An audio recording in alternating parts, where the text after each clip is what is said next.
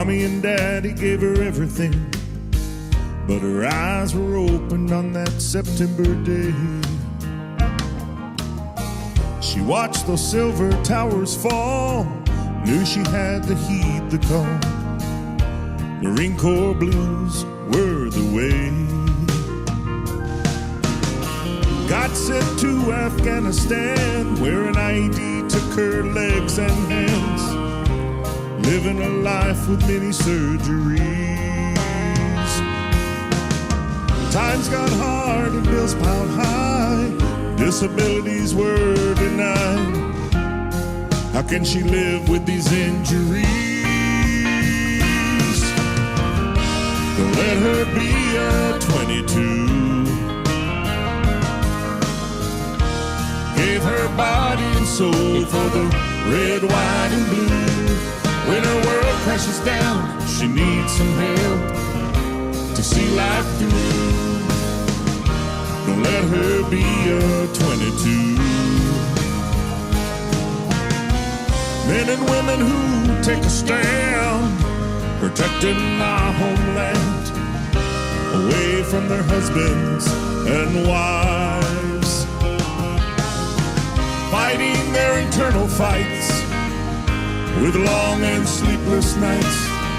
They need our help to live better lives.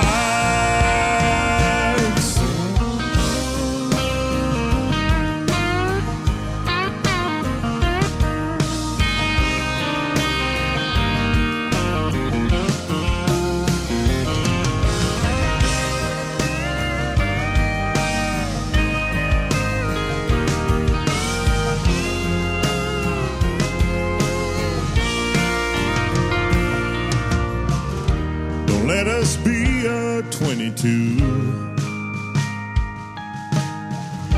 We gave our bodies and souls for the red, white, and blue.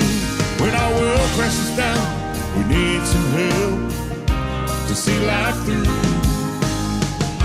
Don't let us be a 22. Don't let us be a 22. Give our bodies and souls for the red, white, and blue. When our world crashes down, we need some help to see life through. Don't let us be a 22. Don't let us be a 22. We gave our bodies and souls for the red, white, and blue.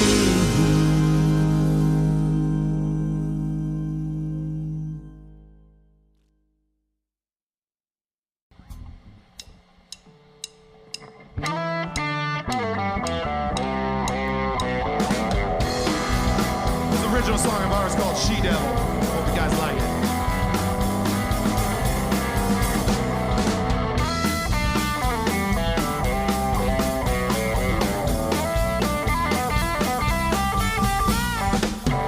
Watching her walking down the dusty street, she's got long dark hair down to her dirty feet. Now I got a real good feeling from the look in her eyes, like she knows that I'll be going home with her tonight.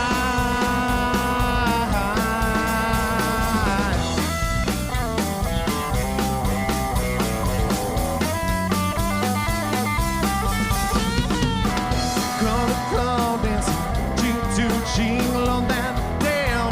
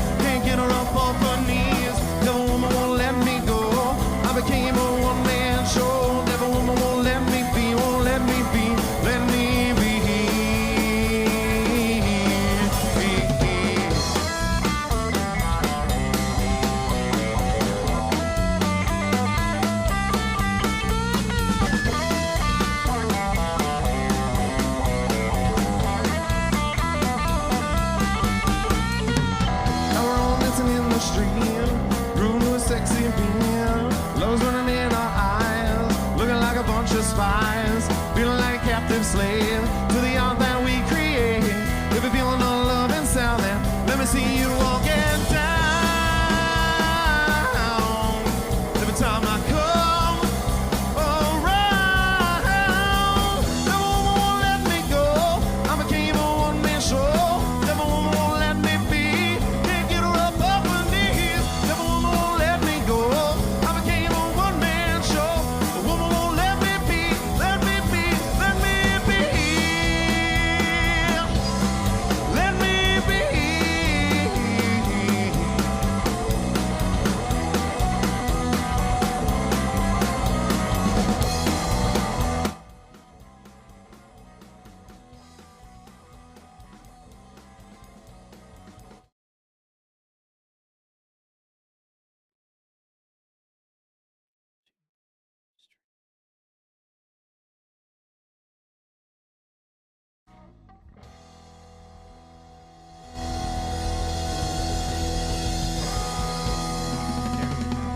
Thank you all so much. Can you hear me now?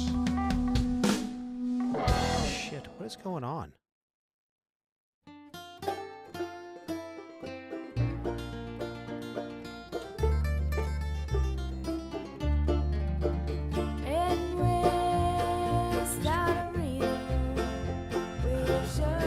Why can I not see you?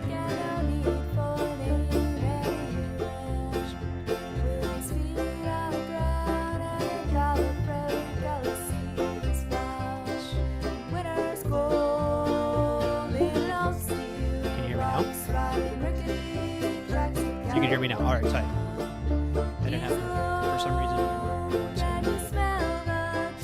But I can hear you. Let me see.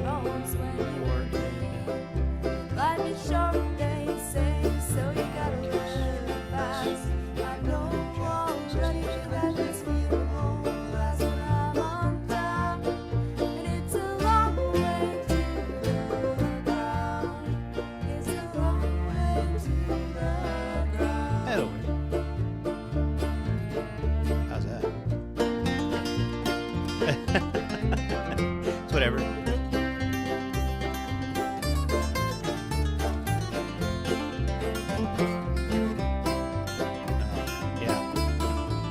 Yeah, you need a rug and you need blankets up and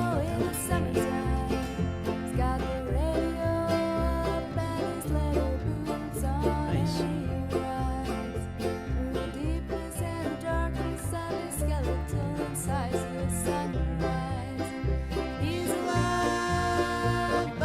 I would definitely keep it around.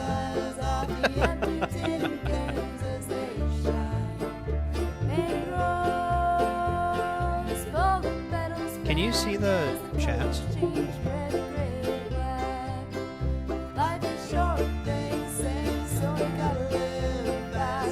can see none of the chats. Or I mean, I see like my restream, but I don't see any like people talking.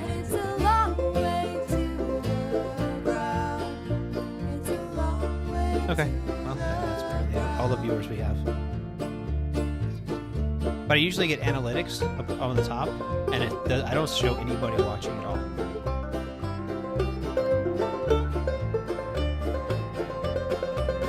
Huh.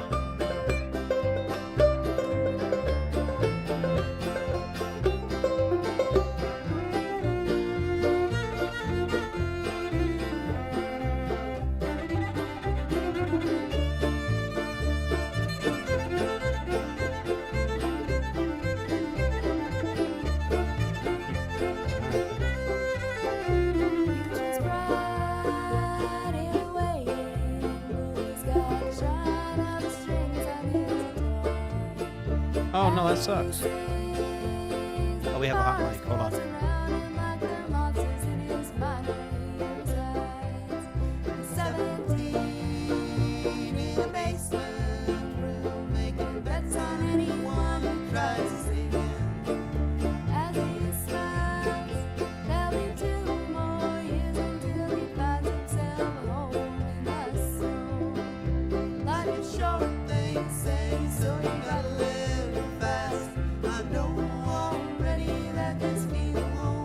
But I'm on top, and it's a long way to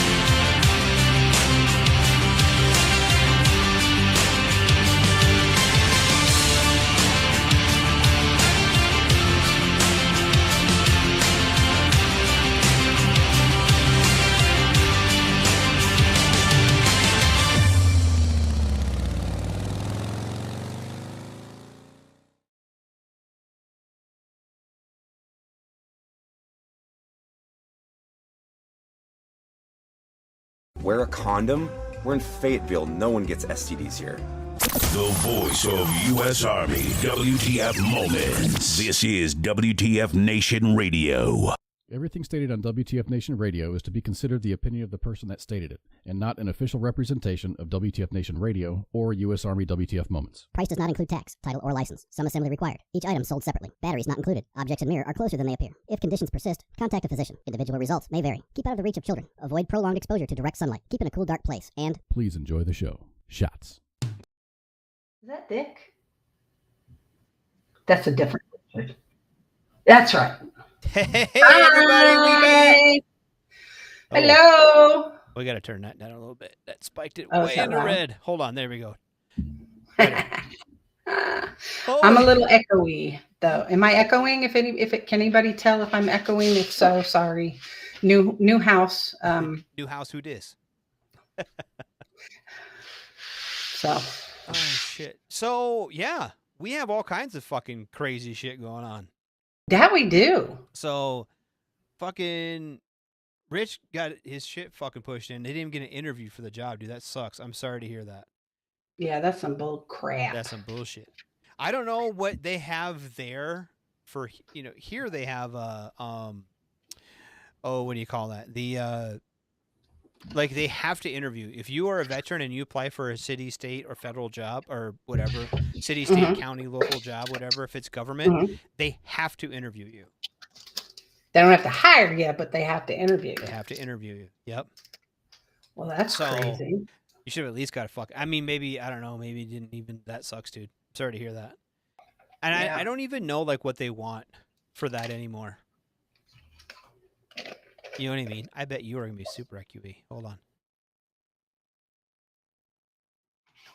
We're trying to figure out. We So there's- probably can't do a lot on your side from my echoing. I just need to get a rug. Well, as part of it. But so for some reason you're like, I don't know.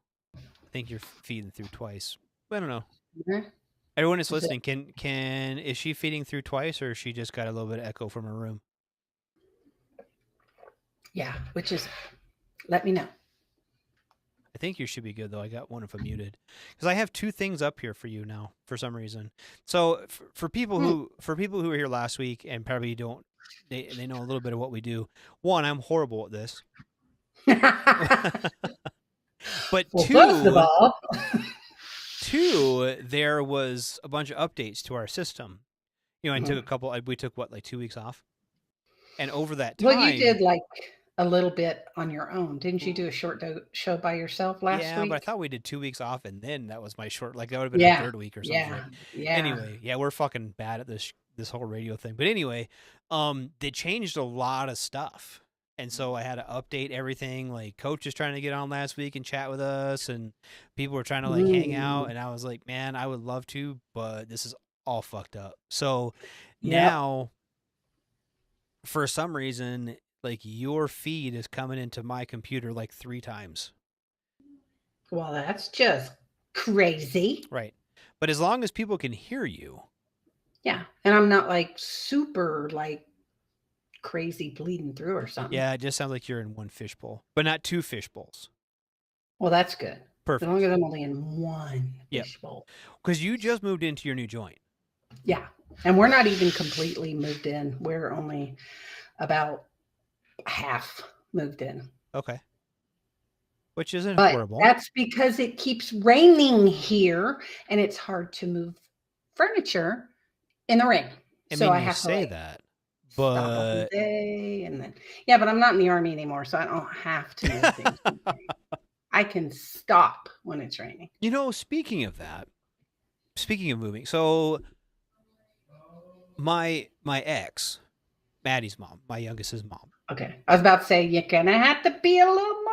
Yeah, when I have this many kids, it takes a little bit to figure it out. But anyway, so my ex is moving this next week, over the course of the next week.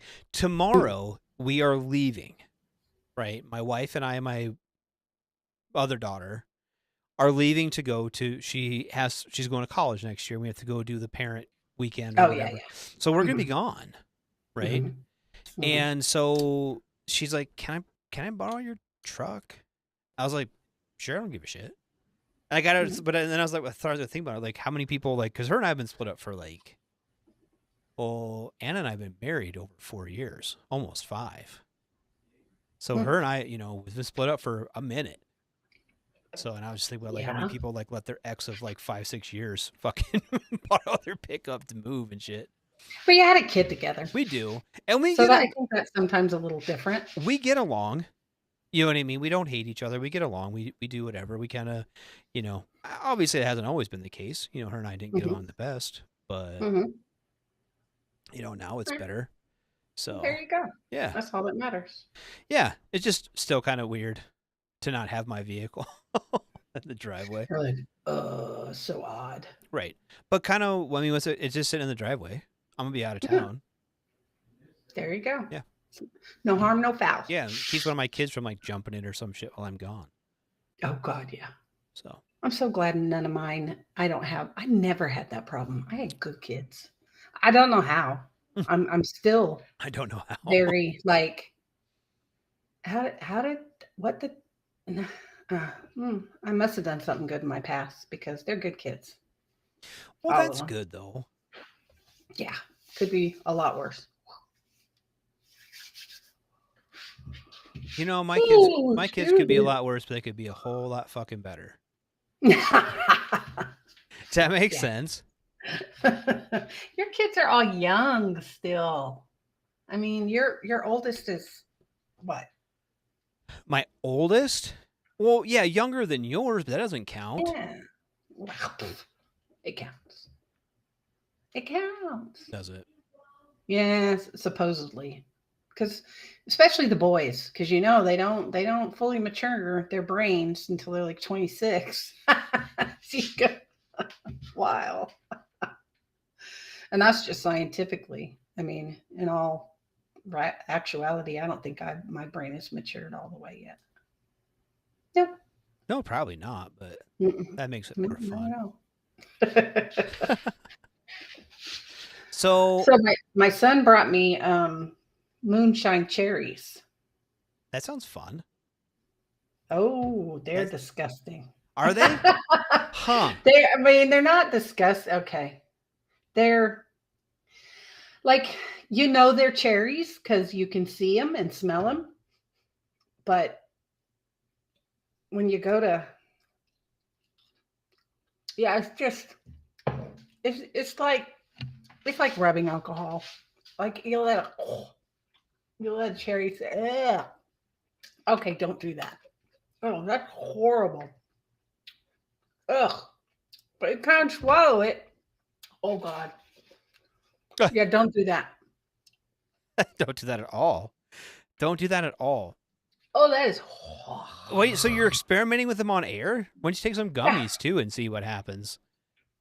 He's got those too if I need them. That was awful. That sounds disgusting. It's like it is. It's like a cherry that's been soaking in rubbing alcohol. So there you go. Ugh. Oh Lord, that's awful. Like my face turns bright red. My face turns bright red because it's fucking disgusting. Because it's gross. Oh, look at all the people showed up tonight. There we go. I love when people show up. We got Seth here, Richard's here, some names I cannot pronunciate. That'll happen. Musa? Someone named Paka. See, and I refuse to say a name if I can't pronounce it because I have a name that's hard to pronounce. And oh, hold on a second. Seth wants to know, where are we on the Caitlin Clark debacle after she defeated the Chinatown Barbie? First off, who's Chinatown Barbie? Secondly, I'm not good at this. I don't sports. I do a little bit. I sports a little bit. I sports more than you. So there's that. Does she play for NBA or does she play for college? WNBA. She did. Well, she did. She finished college this last year. Yeah. Like she just played in the women's, but the college women's basketball starts right after college basketball ends. Okay. Yeah. So the WNBA is going on now, and then the men's NBA just finished. They just had their NBA finals, but yeah. Anyway, I was a major basketball player as a child. Yeah, because you're stupid tall. Yeah. Yeah. So But I was never good at it. Mhm. And I was never a fan of it, but I played it because my dad liked it, and it was what you did if you were a tall girl in the Yes, that sixth is grade. exactly what you do if you're a tall girl. And so I just don't follow it as an adult. I don't basketball. That I don't. I baseball and I football, but I don't basketball. I've recently discovered rugby. I have no idea how they play the game, but it's sure fun to watch. It's sure fun to watch. I mean, Yeah. that's something. Like an ancestor. Caitlin Clark looks like the ancestor of Larry Bird. Does she really? Do you think she looks like Larry Bird?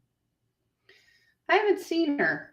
She's somewhere. Oh, You've never look. seen her? She's fine. There's pictures I'm sure I've seen like on the interwebs, but I don't think I ever went, oh yeah, she looks like Larry Bird. No.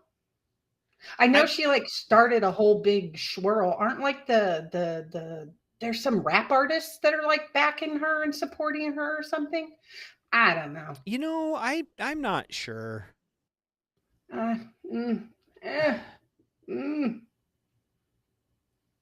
Who's Chinatown Barbie though? That I don't know. Hey, Holly. Holly's here. Hey, Holly's here. Ice Cube. That's right. Ice Cube and the Big Three. And I like me some Ice Cube. He was cool in the 90s. And so He's still cool. He's still cool. Well, I mean, you just yeah, stop. You stop what you're doing right there. No, he's still cool. But I mean, like, I originally thought he was cool back in the 90s, like at the club. Yeah. And I like Ice Cube. He's totally cool. And here's my thing with Caitlin Clark, and this is my take on it. Okay, Mm-hmm. is, and you can say what you want about her. I don't think she's no Jordan. Like, let's be honest, she's no Jordan. But is she a female Jordan? No, No, she's not even that. She's not even good enough to be considered the lady Jordan. Okay, here's the deal. Angel Reese is fucking kind of dog shit too. Here's my thing with all of this whole situation is I really feel as though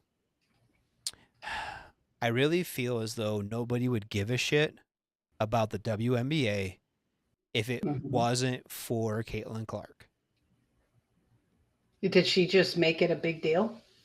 She did. Well, she did. She broke a bunch of records in college and da-da-da. There's a big to-do about it, this, that, and the other. And didn't she make like a bunch of money going into the WNBA? Hold on. A bunch of money compared to what we make? Or a bunch of money compared to what women usually make. Yeah, I think so. She got a big deal from Nike. I don't think she got a ton of money from, like, okay, obviously I'm not making fucking $250,000 a year to work literally 6 months out of the year to play a game I love, right? Yeah. That's not that. But she's not making anywhere near what, like, the fucking, someone, because she's one of the top rated players in the league. Think of, like, if you were to take someone like, anybody in the NBA, I think she makes less than the league minimum in the NBA. You're going to have to talk to, like, Coach or King Smith about the actual numbers of that. But she makes peanuts compared to the men, but she's still making a ton of money for the WNBA. Well, good for her. But the ticket, the WNBA doesn't have the revenue that the NBA has. No. And so, like, and so there was a big controversy about, women's equal pay and this, that, and the other. And I don't want to delve into that. But she's selling out the NBA arenas. They're literally moving games to seat more people. Kind of. They are moving the games because she's selling out the WNBA arenas. But she's not bringing in the kind of money that a Larry Bird is going to make. You know what I mean? Oh, God, no. They will never make, this is my prediction. Mm-hmm. Is this will probably at some point blow over in a year or two. And I'm not saying I think that there's more exposure. I think there should be more exposure. I think there should be. I think women's sports should have as much exposure as men's sports. Yeah. But if there's potential no calling is there for it, it's hard. It's also hard. It's also hard. Okay, does she draw money? Sure. Does the league draw enough money to pay all of the women the same amount as the men? And the answer to that is a flat out no. Nope. Like, there might be more people going to Caitlin Clark games, but are there more people going to other fucking games? Now, You know what I maybe mean? maybe she will start a new kind of Absolutely. trend where there's more women coming in and there's more women wanting to play the WNBA, and maybe she'll help this uptick. But you're right; it's nowhere near. No, what and the I NBA hope they and do. I there's a sincerely reason. hope they do. And I'm not even trying to like talk shit about it. Yeah. But I hope they do. But then again, and this is my take on all professional sports, men Mhm. or women, Mhm.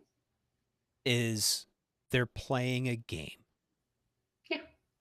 And I don't think that any of them, from Tom Brady on fucking down, deserves to make billions of dollars to play a game. I just don't. I don't see it. And I like to watch sports. I like all the sports. And actually my wife and I were just talking about that. Like, she was talking about, she works at the sports book right now, right? And part of the casino, her shoulder's better to do it. Hey, Dave, what's going on, buddy? Like, she's working in the sports book part until she's going to have to deal full time, right? Mm-hmm. And like, so she's watching, but she's like, yeah, right now I got some baseball games on, and I have this, it's like women's gymnastics. And honestly, I like watching women's gymnastics. Like, I honestly think some of the stuff those gymnasts do are more exciting than some of the stuff that basketball players do. When those girls are being all flibbity gibbets, when they're being all flibbity gibbets and flying through the air and shit, that to me is harder than making a three. I'll tell you what, my fat ass can sometimes make a 3-pointer. Guess what my fat ass can't do? Bounce off a balance beam. You know what I mean? Yeah, same. So, same here. I mean, am I NBA material? Absolutely not. I'm short, fat, and white. There's no way I'm ever going to be a fucking pro. And I'm old. But you know what I do know is that those women that do the gymnastics put in just as much time and just as much effort as Caitlin Clark did to play basketball. Oh yeah. Or that fucking anybody, male or female. Yeah. Like, all those sports require a certain amount of work ethic and require a certain, and honestly, gymnasts have a lot to do with their natural disposition. Oh yeah. Honestly, if a girl grows taller than about 5'4", she can't even be a gymnast at that level. Nope. Or she can't be on a cheerleading squad doing anything more than holding people. You can be the bottom, but you can't be a flyer if you're over a certain height, because it just doesn't work. Yeah. Phil said, I mean, there's all kinds of stuff. Phil said, I just looked up how much another WNBA player, Casey Plum, makes. Only $400K a year for a 2-year extension to the Las Vegas team. The players make peanuts compared to men. I agree. Yes. I agree they do. And that you're not going to get that argument from me. But what I am curious about is, you know, how much, and this is where it gets, and I saw coaches, and I hope that he can fucking maybe throw a little bit in here. Mountain Dew will make you fat. It's Diet Dew. Haha, joke's on me. And it's still fat. Anyway. David's right. The money has taken over professional sports. About media and marketing, and TV has become the Truman Show and the Hunger Games. Absolutely. Oh, yeah. But we wrap ourselves up in that to ignore what the fuck's going on with the rest of the world. You know what I mean? Like, I love my wife to death. But if I put on 5 minutes of the fucking war in Ukraine and she's fucking, I don't even want to hear about it. I don't want nothing to do with it. It's over there. Da, da, da, da. But you put on a soccer game. You put on the fucking Columbus Crew. Yep. She's all about it. Doggone it. Yep. Sports Bar says the WNBA was subsidized by the NBA for 28 years. Yeah, and probably still is, honestly. Yeah. And that's fine too. I'm not even saying I'm not even saying that it shouldn't be. But I think that sports like Major League Baseball should also be fucking supporting, like, I don't know. I think there should be like one big ass pool for all professional sports, whether it be the MLS guys or fucking whoever. You know what I mean? You put in MLS, you put in gymnastics, you put in fucking beach volleyball, put in golf. Yeah. I don't know who the fuck's actually watching golf. Like, who the fuck, like. They're people. My grandpa used to watch it. Fucking NASCAR. Yeah, Broncos. Welcome to the Roman Coliseum. I'm a gladiator there to watch NASCARs. Fuck yeah. It's the same shit. Like, honestly, fucking, I tell you what, and I don't even know, like, tomorrow, I'm going to drive basically nonstop from here to Sioux Falls, which is a 6-hour drive, right? Uh-huh. Fucking NASCAR drivers don't drive for 6 hours fucking straight. They drive for like 4. And you know what? They get paid fucking millions of dollars. You know how much I'm going to have to pay? I have to pay for my 6-hour fucking drive. And you're going to be racing against everybody and your GPS. Yep, sports bar. I'm making the same argument. I don't ever want to hear about the money argument about women's sports and men's. All athletes are paid too much. Absolutely, they are. Yep. Absolutely, I believe they are. that 100%. And here's the thing though, like we encourage it when we watch the games, when we bet on the games, when we buy the jerseys, when we buy the fucking hats. We encourage. It's self-fulfilling. I like watching football. I like watching some basketball. And actors. Fuck yeah, and actors.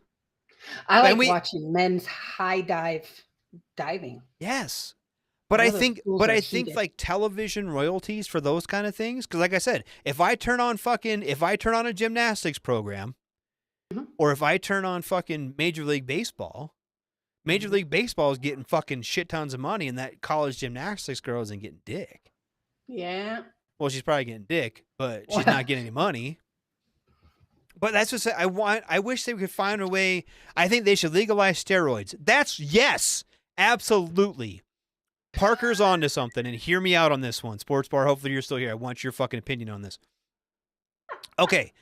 When you buy a ticket to a baseball game, football game, hockey game, soccer game, name the game, you buy a fucking ticket to see a performance, okay?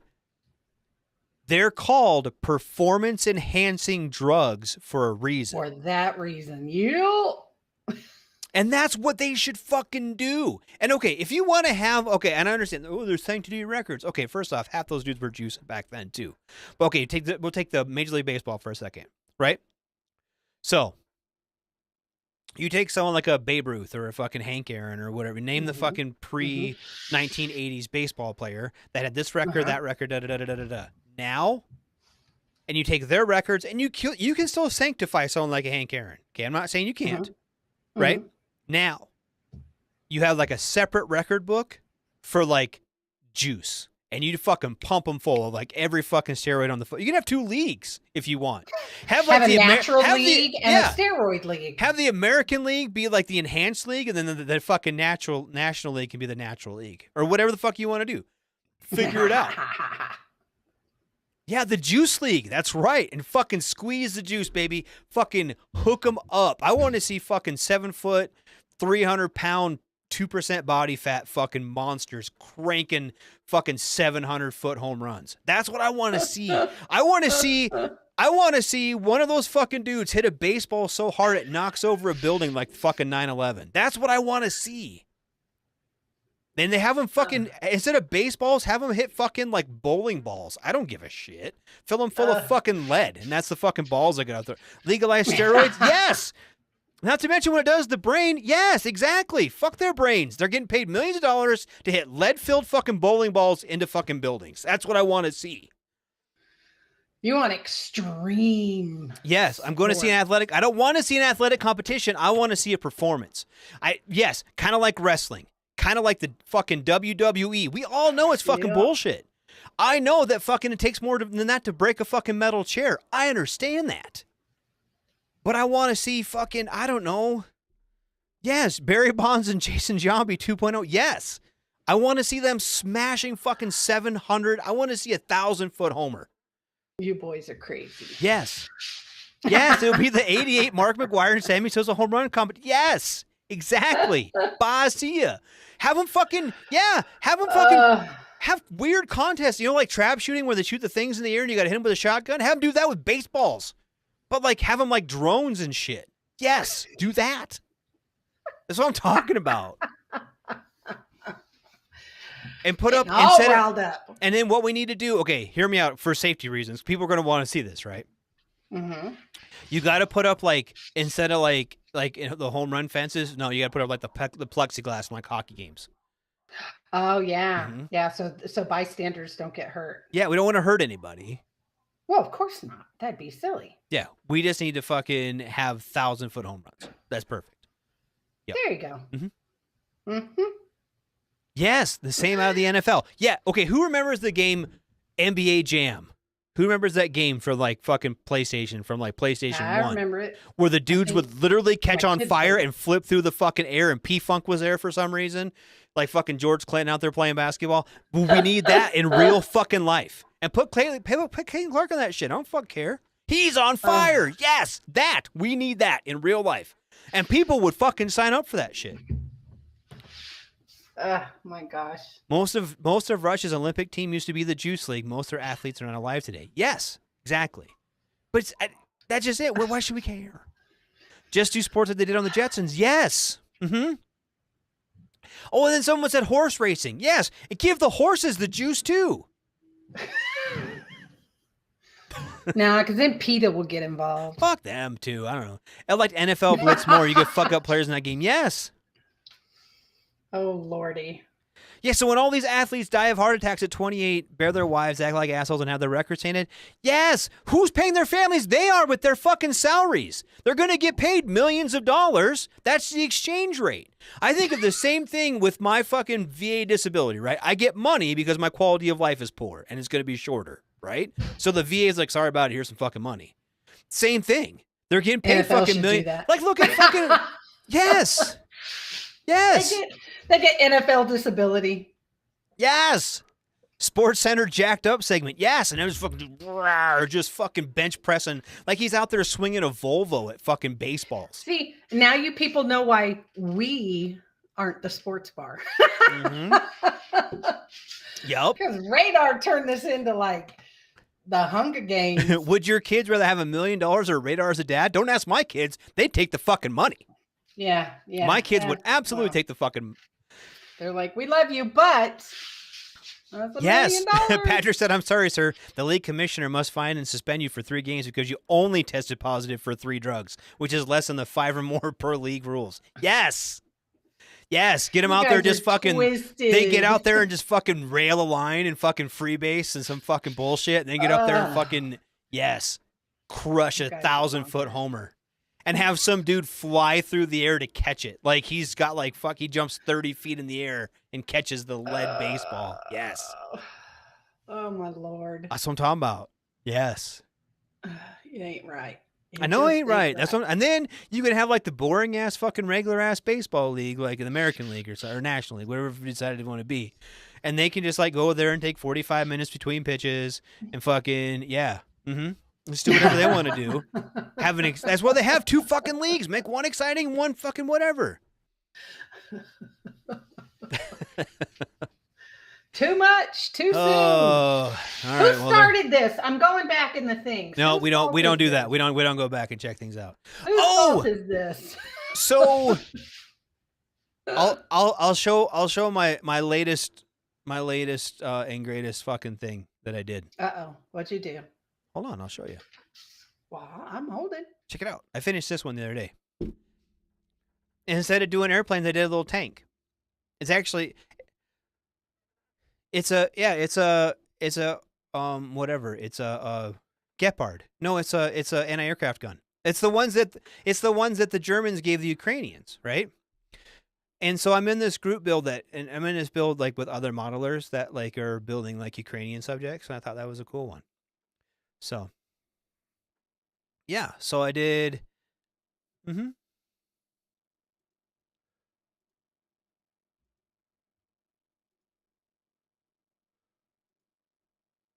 Did ya?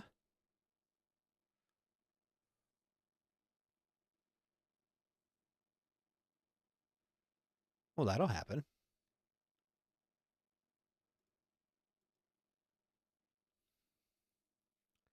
Yeah, but like I did the little camouflage net on it and stuff. I wish. I know it actually came out really good. I was really happy with it, and like the little dirt on it and stuff, and like yeah,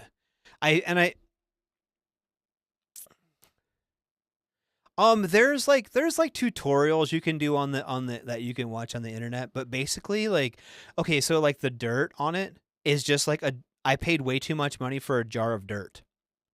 And then you put it on with the paintbrush. It's just like it's like the same consistency as like talcum powder. And then you just like you put it on with your little paintbrush. And there's like some paint. There's some. It's called paint modulation. Like if you look on like the back deck, there's like some darker greens and stuff.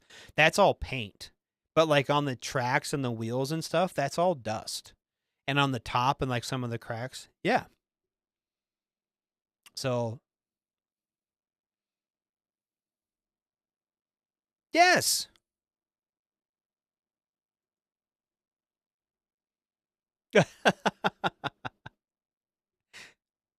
Oh no, they said we lost audio. Why did we lose audio? I don't know. You lose me in my Oh back. shit! I know why we lost audio.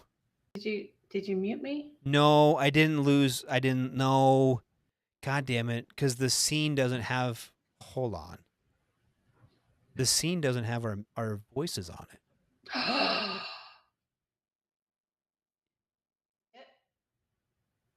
Yep, that's the fucking scene. Doesn't. How the fuck do I change that? I don't know. I don't know. I don't know either. But I know what I. That's Minx and C. crazy. Yeah, the OBS scene didn't have her input. It didn't have mine either, did it? Why does it not have your input on that? I don't know. I don't know either because I'd never had to do that before. No. So they apparently heard you talking and me. They didn't hear talking, so they didn't hear about the fact that I gave up on my cross stitch. Yeah, I don't. Yeah, Oh yeah, just had yours, not mine. Well, that's weird. that's so weird. I got to figure out how to fix that Okay. because I don't know. I don't know why that was a thing. Because that was Yeah, fucking. that was weird. Because that's never been a problem before.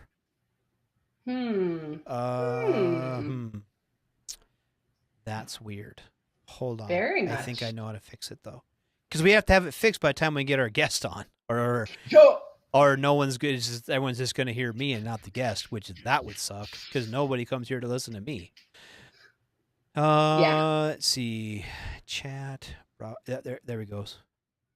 Hold on. Now we're gonna go back. Well, he's gonna have to fix it. I need to make sure we have it fixed, or else no one's gonna be able to hear shit. Mm-hmm. Let's try it again. Okay. All right. Okay. Try it now. I'm Keep talking. We'll see. Let us know, people. Let us know if you can hear me talking. Yeah, we should be able to. I can see you're moving on the thing. Oh, okay. All right. So you should be good. You should be good to go. Anyway, so that's my little tanky tank. Oh, he said better. Tight. Yay! All right. Yeah, because I have to. Otherwise, we won't be able to hear you or the guests when I switch the scenes. Oh, yep. No, Dick.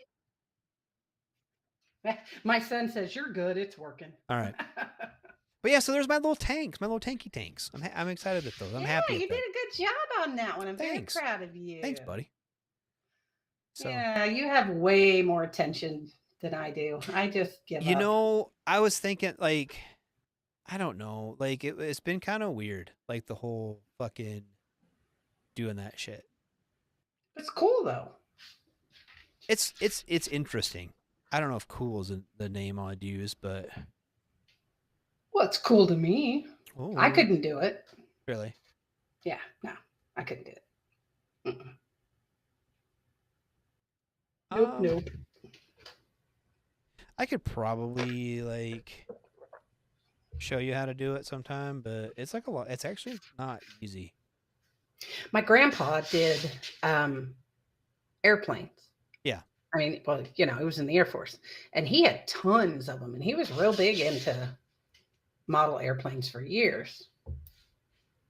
But I don't have the patience, nor do I have the attention span. I did this one. Which one? Let me see. Oh, hold on. Let me get it going. Transition. I finished this one the other day too. Was that your little stand? That's my little standy stand. Yeah. Very cool. Does it spin? It does. rotate? It spins. Yep. Now that's cool. So yeah, That's a nice one's pretty one. neat. I tried. Well, it didn't come out. Okay, so that one. Okay, so remember I told you like when I first started that, like they look like shit. Mm-hmm. Mm-hmm. So that one, that was the first plane I started to work on when I got back into modeling. Very cool. And it didn't paint it. It was all fucked up. It was all like part of it was broken, and like so I went and I had to order like the decals for it, Mm-hmm. and I ordered the decals and I repainted it and did all the stuff, and that's how it finally turned out. Nice. So, yeah, so it looks decent now, but it looked like fucking dog shit when I first did it. Yeah, it turned out really good though with all the improvements you made on it. Check that sucker Oh, David. out. Okay, he said the double barrel tank would last 5 minutes and you cram those killer drones. That's the ones. That's the anti-aircraft gun. They've been giving this shit to. Like they've been giving them a bunch of them. They shoot down the big drones. They shoot. They put them around. They're anti-aircraft drones or anti-aircraft guns. So. They got those from the Germans, right? Yep. They're from the Germans. They're on a. God, I'm gonna nerd out. They're on a Leopard 1A5 chassis. Or Leopard 1 chassis. And you're like, I'm gonna nerd out. yeah, and they put You're those two. nerding out. They put those two guns under, and it's got like different radar. It's got like 2 different kinds of radar on it and stuff. And yeah, but that's their self-propelled anti-aircraft gun. Cool. The Gepard, they call it. Nice. Yeah, so that's what I do. Very cool. Yeah. So anyway, so there's that. That's cool. But yeah, so that's what I've been doing with my life. Yeah, I've just been moving. Well, that's good though. I realized that moving without the assistance of the military is a lot harder. I was gonna say easier. No. Really? No. Because no one is showing up to my house to pack all my crap up, load it into a truck, and then deliver it. That's true. Okay, so I'm packing all the stuff up and delivering it across town to the new place. I mean, luckily, we're not in a time crunch. Like, I don't have to be out of the old house anytime, there's no time frame because, like, no one's moving into it. We're just going to clean it up and sell it. Right.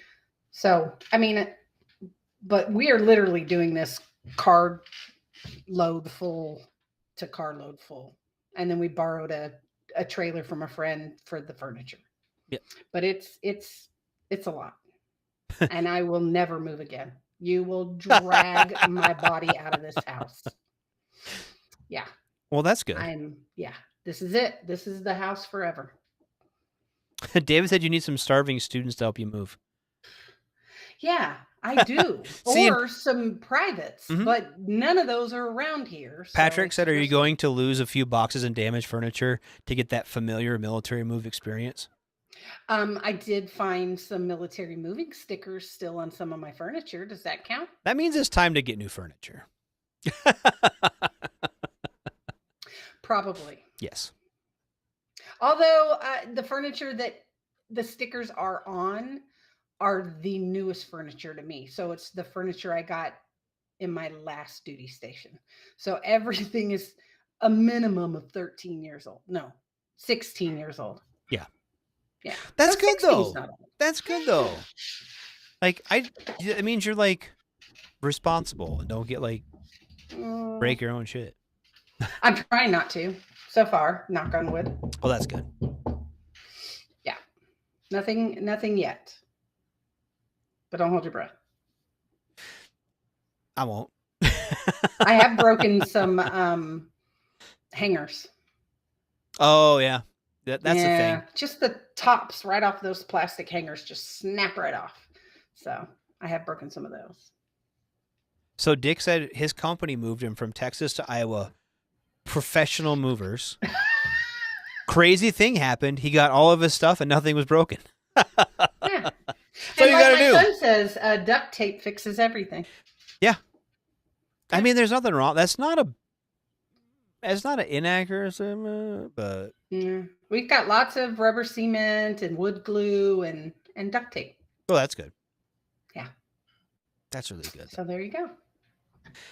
Yeah, if it hadn't been raining, they would have been moving tonight. But Texas is getting some weird rain right now. I heard that. I heard Yeah. you guys are getting kind of. There's something going on in the Gulf Coast near Mexico, and we're getting the tail end of it. Well, we're supposed to get a little bit of storms like this week.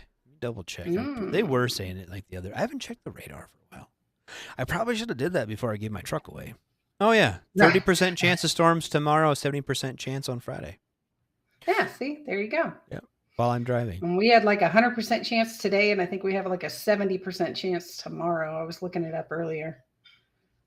And so they probably won't be moving tomorrow either. Ah, shit. Rain tomorrow is, it's saying like Yeah, where I'm going. Fairly decent. It doesn't even say 82%. It doesn't even say chance. It just says thunderstorms. Chance of rain 90%. Oh, that's good. Yeah, 82% here tomorrow. Well, there you go. We'll see what happens. Yeah, Dick said maybe if they built that wall, stuff would quit coming up from Mexico. Yeah. Well, yeah. be a pretty that'll fucking do big it. glass wall, wouldn't it? That'd be fucking Yeah, all the way up into the atmosphere. That'll work. So, Good Lord. we have a guest next hour. We do have a guest. We do. next hour. John David Bethel will be here. Yes. Okay. I'm going to start with a caveat. Okay. We remember the flag that's on the wall, the Marine Corps flag, right? I'm not a reader. Mhm. I'm not a reader. I'm Not a a reader. doer. I'm a doer. I'm not a reader. I'm a doer. You're a doer. Mhm. No rain in California, just fires. Damn, dude, that sucks. And they need to get that shit put out. Eventually, okay, hold on a minute. Stop. Full stop. Every summer, there's massive fires in California. Eventually, everything's got to burn up, dude. Eventually, they got to run out and just burn. I'm just saying. Yeah. So, anyway, back to the story. So, I don't know, like, and I've done some research on the guy. Like, I'm not a jerk. I'm like, oh, I don't know how to read. I don't need to do this guy. But I feel bad, like, they didn't give me enough, like, proper time to, like, download the audiobook and, like, listen to it at work or something. You know what I mean? Like, yeah. But it's whatever. But he's more than just a novelist. Yeah, He yeah. did He was like over 30 years. He worked in Congress and in the congressional offices. Yeah. In politics and government and stuff. He wrote for a lot of. Yeah, he wrote some like speeches and like for congressmen.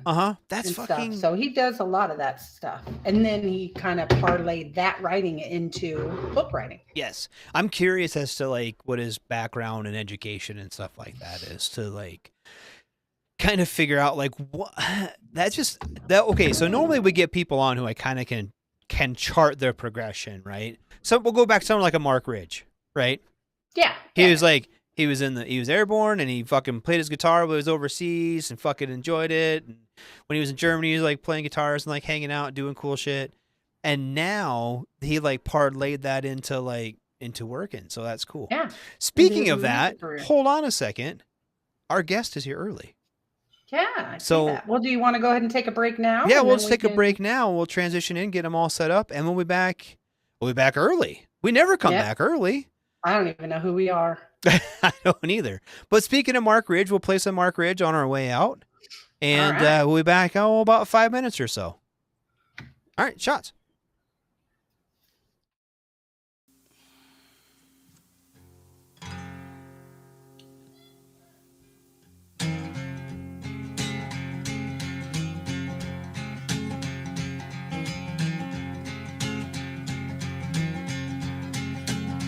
Come on out, 1965, them boys were called upon.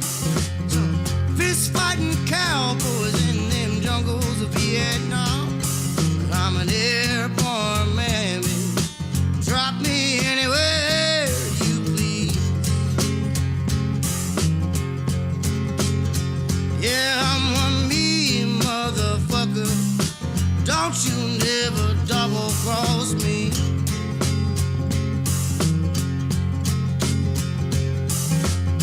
19 years old, doing the bidding for Uncle Sam. Desert boots strapped on my feet, machine gun in my head. I'm an airborne man, baby. Drop me anywhere you please. Y'all, I'm one mean motherfucker. Don't you never double cross me. Come on now.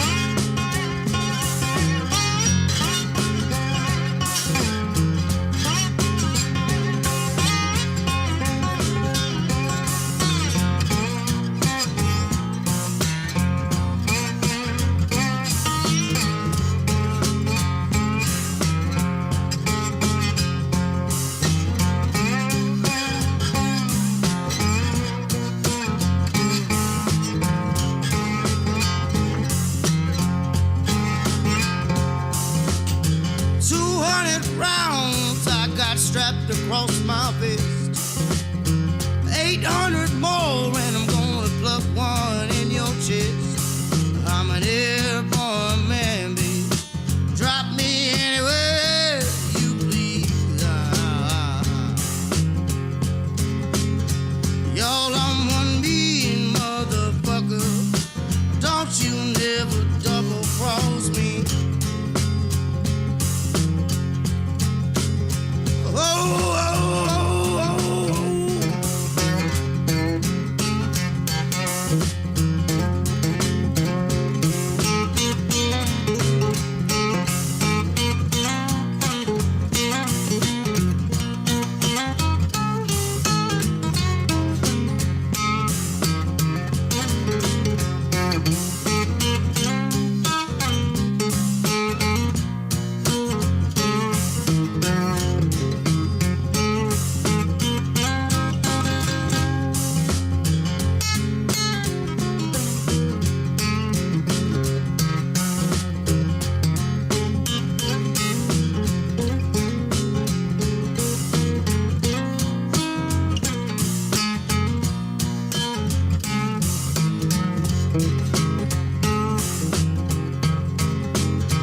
Yeah, I'm a mean motherfucker.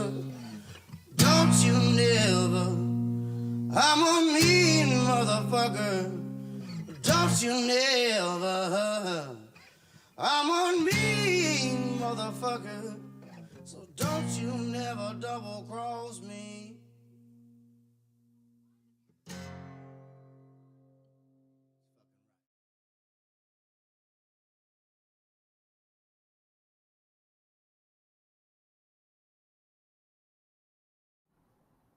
Hey, everybody, we're back with our guest, John David Bethel.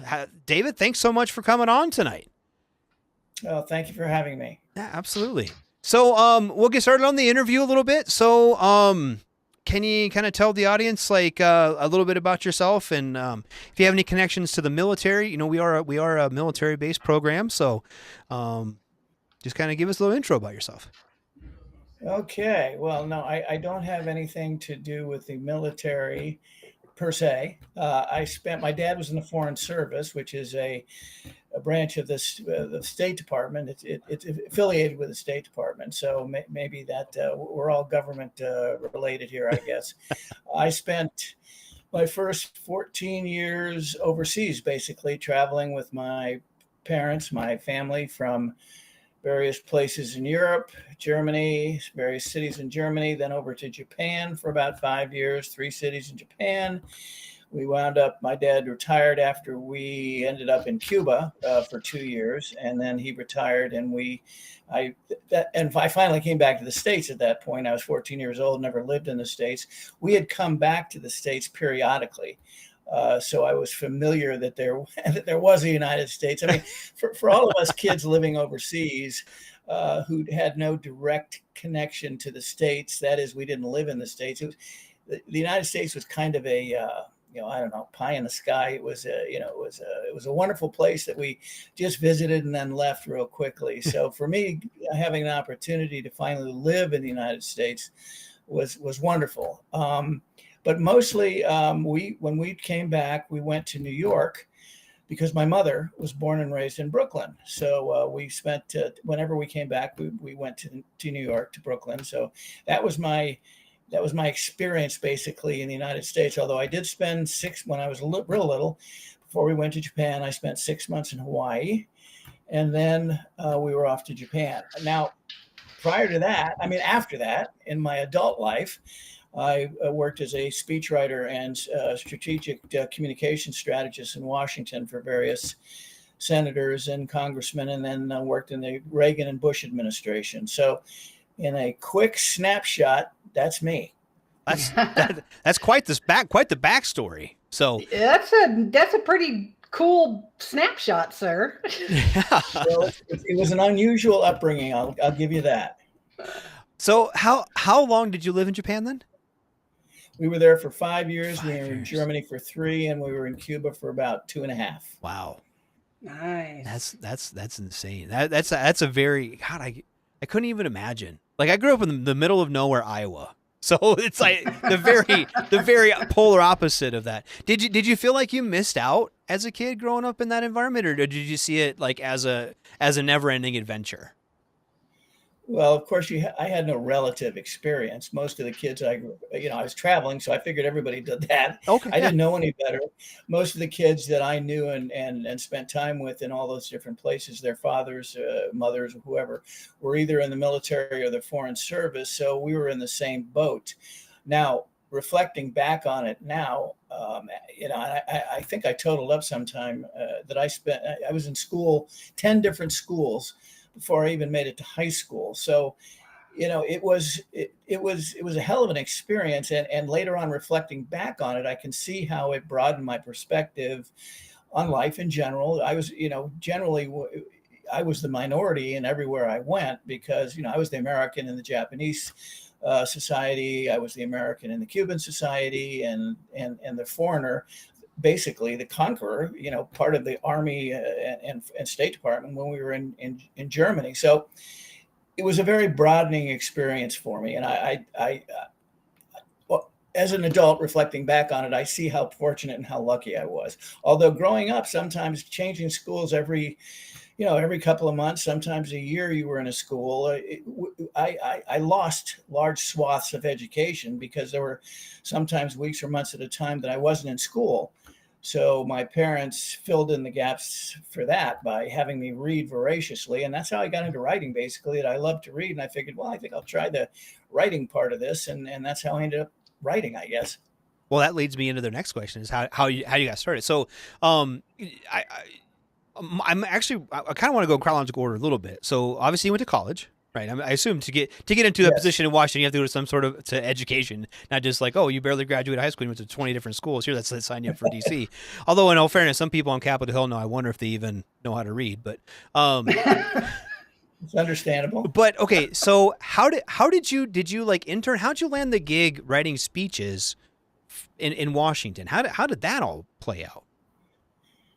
Well, like most people, you fall into things. I mean, I didn't have a career trajectory that sent me into Washington. What happened was, after I think it was my senior year in high school. After my senior year in high school, I worked as an intern in Washington in the office of the senator from Florida. His name was Ed Gurney, and I spent a summer there. Now, I had just graduated. Uh-oh, freezing up. Uh-oh. I loved writing. Law, you get to write a lot, so I figured, well, that might be a good way to get into it. And I had kind of journalism as a fallback. If I didn't like law school, I figured, well, I could quit and go to journalism school. But while I was in Washington, I discovered that these people need speechwriters. They need press secretaries to write their, press releases, and they need writers to write their floor statements, to write their testimony before Congress. All of that kind of seeped in that summer, that these people need writers. So I went back to Washington, found a job in Washington, and went from there. So, that's kind of how that happened. Now, how I got into fiction writing, once I decided that I'd had enough of working a day job, professionally for 30 years, I decided, I think, well, what I'm going to do in my retirement is see if I can write a novel. And sure enough, 12 novels later, here I am. Now, okay, so your novel experience, right? Right now you're on 12, or you've written 12. Do you have any more that you haven't published? There's one. There are two that are with my agent. Okay. And she's walking them around to various publishers. Mapping the Night, the most recent one, was published just June 1st, a couple of weeks ago. Yes. Yeah. And when you write these novels, you obviously have a lot of experience with, through 30 years of everything. How do you base your stories? Do you have like, is it sort of based in your experience? Is it based in like certain characters based on this person that you know, and you kind of, how does that work? How do you visualize that enough, I guess, to write a whole novel about it? Well, for my psychological thrillers, I guess you have to divide my writing into two separate genres. One is political thrillers, the one you read, Evil Town. That was a political thriller, and I say you, I mean teasy. The one you read. I'm the reader. Yeah, it was a political thriller. So that's I think I've written 5 of those and maybe 6 or 7 psychological thrillers. So for the psychological thrillers, usually they're all based on true crime. It's not that I sat down and made up a crime and went from there. They're all based on true crimes that I've read about. That, for instance, I'm watching TV and I look at, I'm watching and say, oh, that's interesting, and I'll go back and figure out, exactly what happened, and then I can fictionalize it and write a novel. For instance, Mapping the Night, the one we just mentioned. About a year ago, I picked up the New York Times, and I was just reading the New York Times, and I read an article about there was a domestic call on an apartment, a welfare call on an apartment in New York, because a woman hadn't been seen in a few days and her son hadn't been to school, so her neighbors were concerned. They called the cops. Cops go into her apartment. She's unfortunately dead. She's been strangled and raped and strangled, and her son is her 3 or 4 or 5-year-old son is sitting next to the bed, putting ice on her face because he's hoping he can revive her. This is what she used to do when he was sick. She would put ice on his head. So he was doing that. And you can imagine that's a very haunting scene for these policemen to walk in on. And he's, of course, apoplectic. He's asking them, you got to help her. The ice isn't doing the job. And then the cops, further into the crime, the forensic people came in and they noticed that the place was clean, not just clean as in, the perpetrator wanted to get rid of his fingerprints and so on and so forth. It was clean as in immaculate. And further crimes committed by this guy, they did some investigation. They found out that there was the MO of this crime matched a bunch of others. They figured out he was a serial killer. He did the same thing in every instance. He killed them, raped them, and he picked on women, single mothers who had young boys, and he would clean their apartment. So I took all of those elements, put them together, and created Mapping the Night. Now, when I go to sit down to write a novel, I don't know how it's going to end. Sometimes I don't even know what the next chapter is going to be. I call it by the seat of my pants.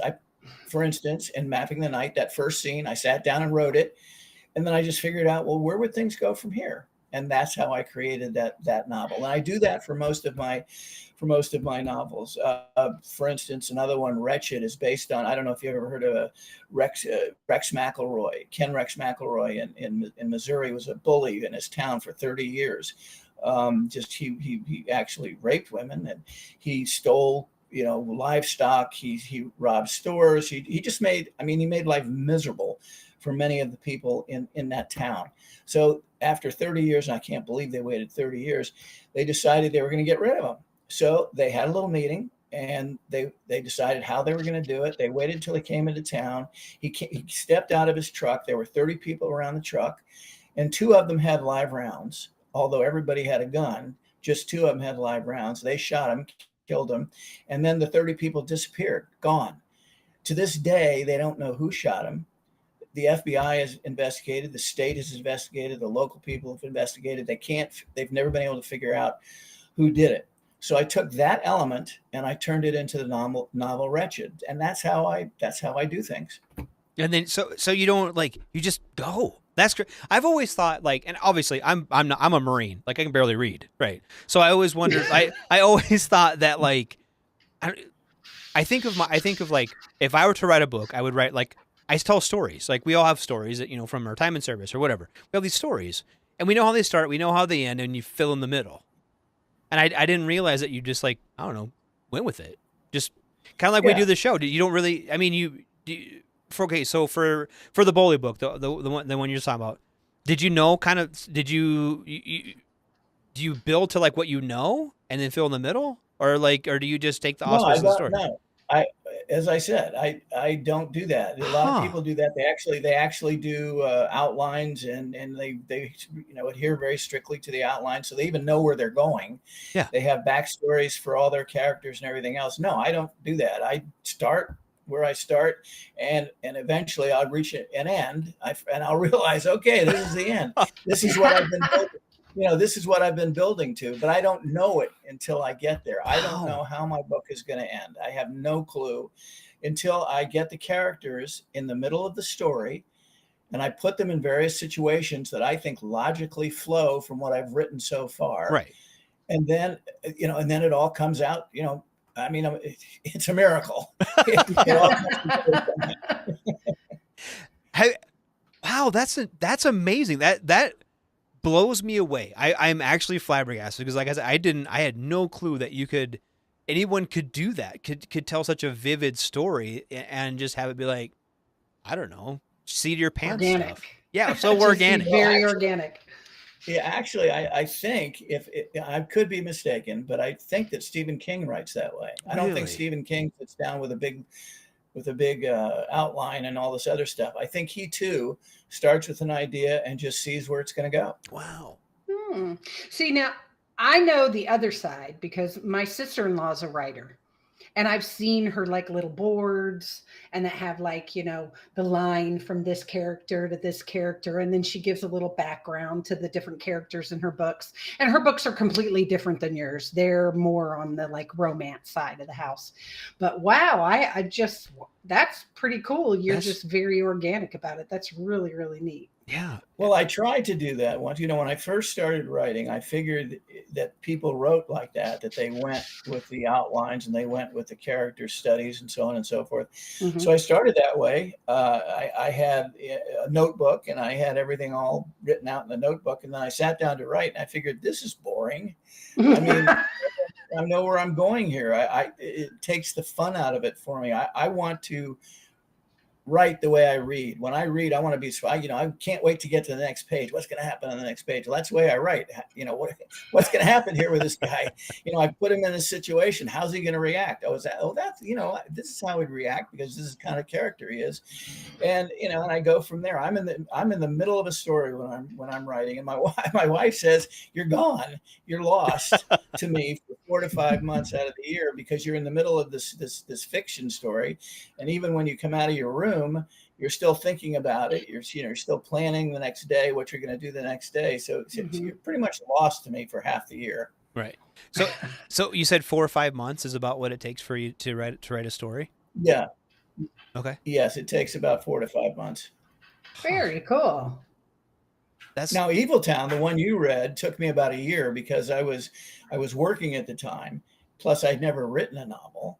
So, you don't, just like anything else you do, you guys have figured out over the period of all the times you've done these conversations, how they should go, the questions you should ask, even if you get an unexpected answer, where you go from there. Well, it's the same thing with my writing. It's by experience. If you get yourself in a bind, what you have to do when you're writing something on a page. So, long-winded way of saying, Eviltown took me a year. My novels now take me 4 or 5 months, and it's based on experience. I know how to write now. I didn't know how to write when I was writing Eviltown. Right. Okay, that makes sense. So I'm going to swing and back. Hopefully, you would see that if now that you've read Eviltown, read one of my other books. Well, I've got your newest book already ordered. So it's on its way from Amazon. So I will be able to see the difference from your very first one to your most recent one. Pretty soon. You may say, well, geez, that Eviltown was a piece of crap. I didn't even know how bad it was. It was a good book. It was a really good. I read it in one night. I mean, it kept my attention. Really? Oh, well, as I said, I'm humbled. I'm flattered. It was definitely worth reading. Do you go back and think like, I could have did better? Like you just talking about? Oh, I never go back. Okay. Once I'm finished with a book, I'm done and I'm on to the next one. Now, obviously, I wouldn't be sitting here if I didn't have to market the book that I've just written. So I'm not completely finished with Mapping the Night, but I never go back and read books. Now, sometimes I will see one on the shelf in a library or someplace, and I'll pick it out and I'll just open to a random page and read something and think to myself, well, that's terrible, or that's pretty good. But no, I would never sit down and read an entire book, one of my books again. Okay. Oh, cool. So good to know. So it takes you, say, 4 or 5 months to write one, and then how long does it take to go from the point where you've written it and you say, "I'm done with this book. This novel is great. This is what I want it to be," and you hand it off? Then where does it go? And what does that look like to you then? Okay. when I finish a book, I send it to my agent. Mhm. She takes a look at it, and she might have some suggestions of her own that, that this character needs to be fleshed out a little bit more, or did you realize there's a plot hole here? There's no way that you can get this guy from here to there. You haven't filled that in yet. So, not often, but sometimes she'll read a book and she'll send it back to me with those suggestions. Then when she's satisfied and she wants to represent it, she'll then send it off to a publisher and request that they take a look at it and see if it's something they want to publish. Now, that process, I mean, from her hands to the publisher, could take a year before any publisher decides they want to do something with it. Now, when a publisher decides he or she wants to do something with it, it could take them another 6 months before they decide exactly what editor they want to give it to, because they have various editors at these publishing houses, who then will work with me to polish the book. Now, some books take more polishing than others. Some books you just say, well, that's fine. You left out a period here, or you should have a comma there, and you misspelled this word or that real quick. Other times it's, this whole chapter is screwed up. You really got to rewrite this entire chapter. So a long-winded way of saying it, I don't think there are any set timetables to these things. It takes as long as it takes. Right. But if an editor looks at, say, this chapter and it doesn't fit, it doesn't flow, it doesn't whatever, they give it back to you to fix. So you still have that creative, dissidence there where you can be like, this is mine. You don't send it to somebody and they like completely rewrite it, put your name on it. And... No. Okay. No. They would never do that, and I'd never allow them to do that. And there are times when an editor has said this chapter needs to be rewritten, and I'll say no, it doesn't. Right. And we've reached an impasse. And you have to negotiate. There have been other times when they'll say this chapter needs to be rewritten, and I'll say, you're absolutely right. I totally blew that. Right. So it's a negotiation. Okay. David Cunningham asks, is there any past authors that have inspired your writing? Well, as I mentioned, when I was a child traveling around the world, missing large swaths of education, my parents made me read everything. I was most impressed and enjoyed Ernest Hemingway and F. Scott Fitzgerald were my favorites when I was growing up. Now, I don't write like either one of them. I wouldn't even begin to compare myself to them. That would be ridiculous. But those are the ones that I enjoyed reading, and the ones that I guess you could say inspired me to want to write. I enjoyed reading them so much I wanted to be able to write. Now, as I said, I don't write like them. I write more. If you're looking for maybe someone that I write like these days, do I read that person and then get something back from them? I read everything. I don't think I read anybody that inspires me or anything along those lines, but I will read, for instance, David Baldacci. I don't know if that name means anything to you. John Grisham, of course, probably does. I'll read, and other people, Richard Russo, who writes, a lot, but his books are more humorous on the humorous side. So to answer your question, Hemingway and F. Scott Fitzgerald inspired me. Today, I just read anything, and I guess I allow myself to inspire myself. Right. So you said you still read today. How do you feel like that's part of your process, or is it a way to like cleanse your palate? Like what kind of drives that a little bit? What I read? Yeah. The type, the type you read, or what you read, or if you walk into a Barnes and Noble right now, you're like, I need a new book. Where am I going? Do you like just completely go off the path of your normal stuff, or do you like try to read more thriller type novels, the same stuff that you'd write? I think I probably gravitate to thrillers. It would be disingenuous to say, no, I go straight for the classics. No, I don't do that.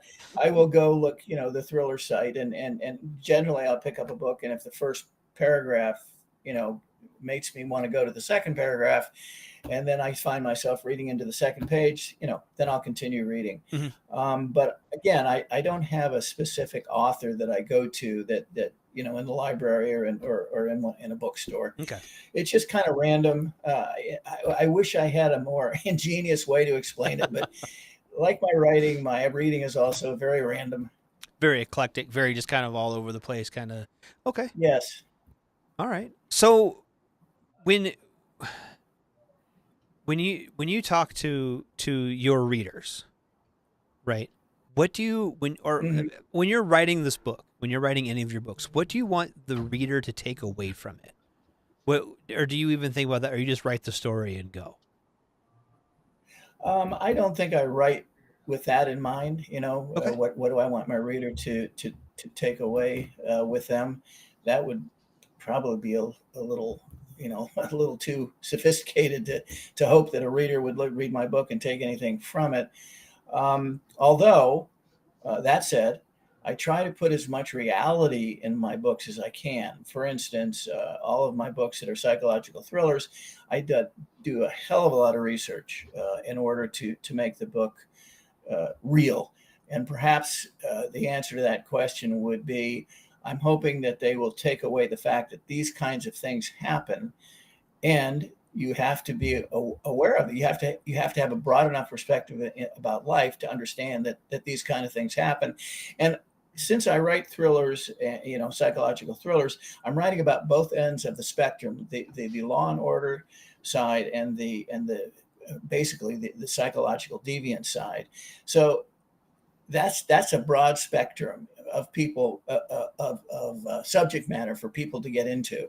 So I'm hoping that along the way somewhere in there they will take away, and I'm not writing for them to take away a message, but that we live basically by our better angels, that not everything in life is lollipops and roses. However, if you listen to your better angels, in the end the right things will happen. Right. If that makes any sense. That's kind of off the cuff response to that. I hadn't given that a whole lot of thought, because I don't, as I said, I don't write for people to take something away necessarily. Right. Well, because I mean, like when I read a book like that, sometimes you catch yourself kind of, I don't know, you're rooting for the cops to catch the guy, or you're rooting for the guy to get away. You kind of pick a side, I guess, a little bit. I don't know if that makes any sense. I don't think my novels, and maybe Teasy can tell us, she as a reader, they're not black and white. There's a lot of gray in there, especially in politics. And you have to be able, as a reader, to understand, there may be a lot of gray, but there is right and wrong, and you have to be able to decide who you stand with. As you say, rooting for the good guy or the bad guy. Even in my psychological thrillers, there's a lot of gray. It doesn't come down to, okay, the good guys won or the bad guys lost. Generally, it's, thank God it ended the way it did. It could have been a lot worse, that kind of thing. Mm-hmm. Yeah, exactly. See, and I don't know. Like I said, I harp on my children a lot to be educated and to be better, and I'm just not. I'm more of a say what I say, don't do as I do kind of parent when it comes to that. I have books. I own books, but all mine are like history books. Exploring with Custer and stuff like that. That's if I do any reading, that's the kind of stuff that I kind of gravitate towards. So I'm not as good. I think that the psychological thriller genre definitely has people that are kind of obsessed with it, and honestly, especially my family, me, my mother, and my sister, we all three read psychological thrillers, but we read fictional psychological thrillers. We're not real big on true to life.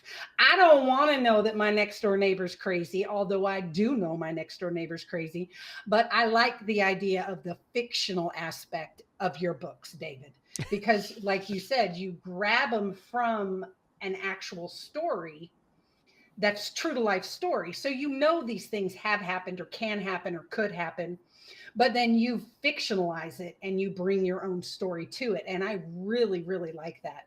And I'm really excited about your new book. Like I said, I've already ordered it. So Well, good, good. I'd yeah. love to hear what you think of it when you finish it. And one of the reasons I do write, I think, psychological thrillers but the based, there's a nugget of real life in there. You remember Truman Capote kind of started all that with In Cold Blood. He called it a fictional true crime fiction, I think. Fictional novel, which of course is an oxymoron, but what it means is that it's based on real life and on real people.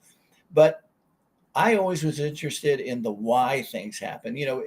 For instance, a true crime book, you get the who, what, where, when, how, and the why is usually a very technical explanation of why the crime took place and all that. But I wanted to know, well, what goes on in these people's head? Why do they do these things? Why did Ted Bundy and the Ed Kempers of the world and the Dennis Raiders, BTK, what's going on in their head that pushes them in this really deviant, dark direction? And that's what I wanted to understand it. Of course, you can't understand it. A very famous profiler by the name of John Douglas, if you're familiar with Mindhunter, he was one of the characters depicted in Mindhunter.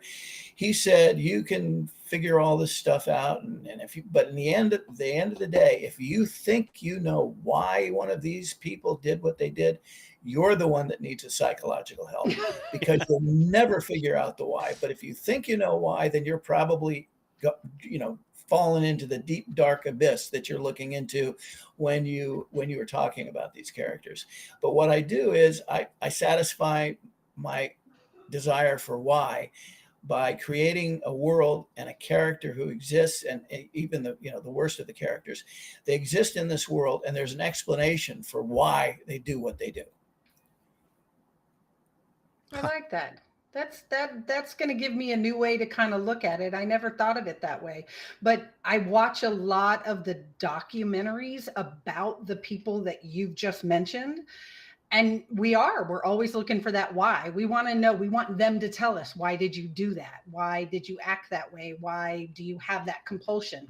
And I like your explanation for it. That's very cool. Yeah. Well, you take a guy like Ted Bundy, who explained how he got caught, and he said, well, one of the things that I was always really very careful about how I committed my crimes and my murders. But he said, at a certain point, you get so relaxed, it's like changing a tire and forgetting what you did with the lug nuts.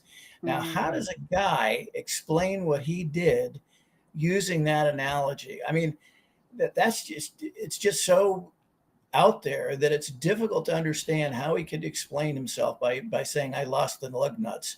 Or Ed Kemper, the co-ed killer up in, I think it was Santa Clara, said, I see a girl and I wonder what she'd be like to go out on a date, but sometimes I just prefer to see her head on a stick. Yeah. How does that happen? How does a guy think like that? Right. How many of us would ever have a thought like that? So that's the thing that fascinates me and that I want to try and understand. Like I said, I'm never going to understand it, but I'm going to create a world for myself and for my reader where some of that is understood and is explained. Yeah, this is so far beyond what I envisioned this conversation going. I'm sorry. All of these things, I've never given it that much thought. I've always just for people like that, I've always just assumed that they're crazy and that's just the way they are and that's the end of the story. I've never thought as to given an actual why to someone like a Ted Bundy. You know what I mean? I've never given an actual why to someone like that. Just be like, well, they're fucking nuts, and they're going to do what they do. So that's insane. Wow. This is above. Well, actually, they're not nuts. They're not insane, which makes it all the more difficult to understand. Ed Kemper has an IQ in the 160s. The same with Ted Bundy. The same with many of not all. Many of them are just just not there. But there are a lot of them who are very intelligent. Ted Bundy was served on a suicide hotline. He advised people on how to, what they had to do to prevent themselves from committing suicide. He was a smart guy. Ed Kemper was a smart guy. That is frightening to me. How is it that a smart guy can explain himself by saying, "Oh, I just lost, I got caught because I lost my lug nuts"? How does that happen? In a world that we live in? How does that happen? Is it something like I'm going to throw out like the Sheldon from television, where they're so intelligent they don't understand like the social consequences to their actions. Their brain works at such a level that they don't think about I wonder what her head looks like on a stick, not that it's not okay to do that. You know what I mean? Like it's just such a, I don't know if that it's makes a huge any... disconnect. Yeah. There is that. I suppose that a lot of these people just can't connect. But think of how many people there are who can't connect, who are like Sheldon on, the character Sheldon, but they don't run around killing people. No, that's true. Yeah. So, I mean, there are a lot of people who are physically, emotionally, and sexually abused. Awful stories, but they don't end up killing other people because of it. Right. So there is something off about these people who end up doing these awful, terrible, despicable things. They not only can't connect, they have no empathy. Right. They have no way of understanding at an emotional level how bad it is to cause someone else harm. They just don't care. Right. If it satisfies their inner need, whatever that inner need is, they'll do it, and they don't care. Wow. Yeah. We got a question in the chats from David Cunningham again. He was wondering if you've ever written a speech for a politician that has like some historical significance. Well, yes, I did. I wrote the speech that nominated Ronald Reagan for president. Really? What? When I say that, that's a little vainglorious. No, I would be blowing it from the mountaintops. What? What happened is the senator I worked for, Paul Laxalt, was the campaign chairman for Governor Reagan at the time. And he and Reagan were very close. They were governors and Senator Laxalt was the man I served as a speechwriter and press secretary for. I should have started by saying that. He and Reagan were very friendly personally as well as professionally. And he was tapped by Reagan to be his campaign manager. So when it came time for the convention, a speech had to be written. So I sat down with Paul and we put together a speech that was used to nominate Reagan. Now, having said that, Paul Laxalt never read a speech. He never had a speech up on a teleprompter. What he would do is we would write a speech.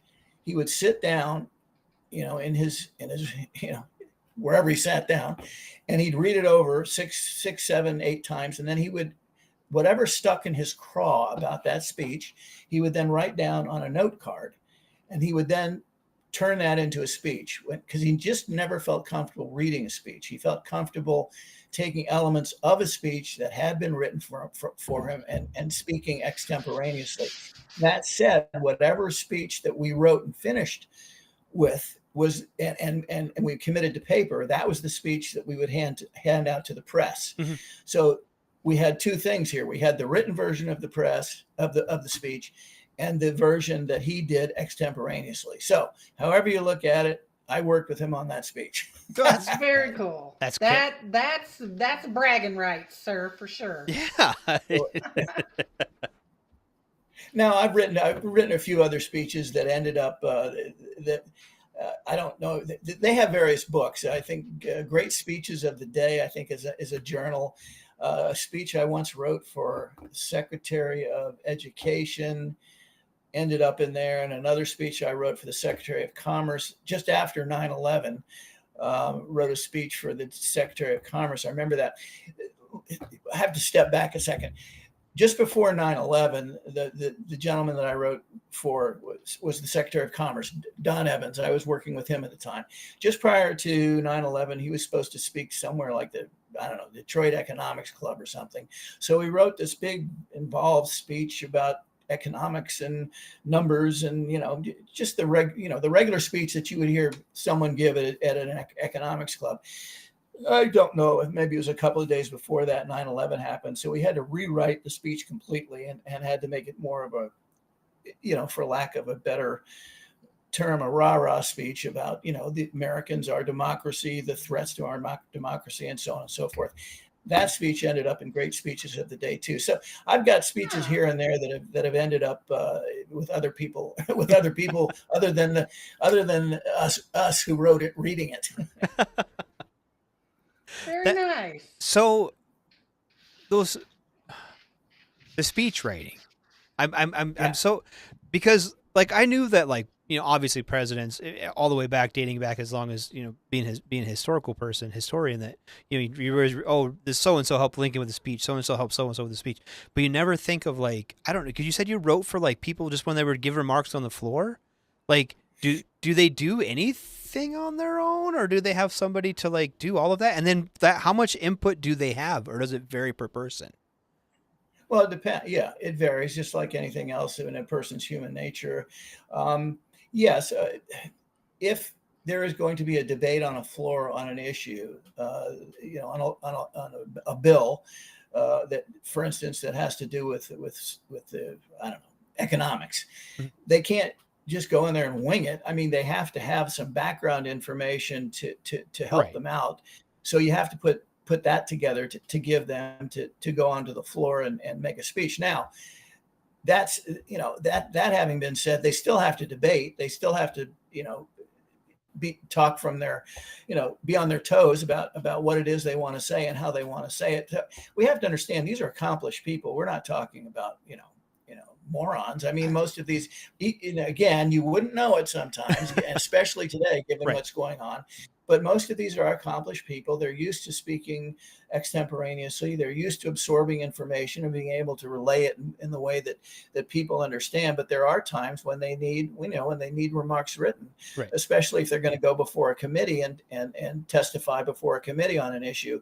They don't want to, you don't want to go there and not have at least some idea of what you want to say. Right. So yes, they do need someone to help them with that. But most of them, for instance, Reagan was a big editor of his speeches. He did not take a speech and say, okay, that sounds great, and go out and give it. He edited all of his speeches. There are people who I've worked for who take it and say, okay, this looks great. Maybe they'll scribble a few things before they get on the podium, but it depends. Right. Well, I guess I just thought, like, for something like a bill, we'll just say like Ukraine funding. We'll just throw this out there, hypothetical. Like, I just thought that, like, in my little pea brain, like they would have like someone who would give them data and numbers and whatever, and then they would debate with that kind of information, but use their own thought process and their own speech towards it, and just kind of go with like, okay, we're going to spend X amount of money on X project and or testifying in front of somebody that you'd have when they go in front of a committee, that they'd have the basic information. I saw in this article you said this or whatever, but not actually be kind of scripted, I guess, for lack of a better term.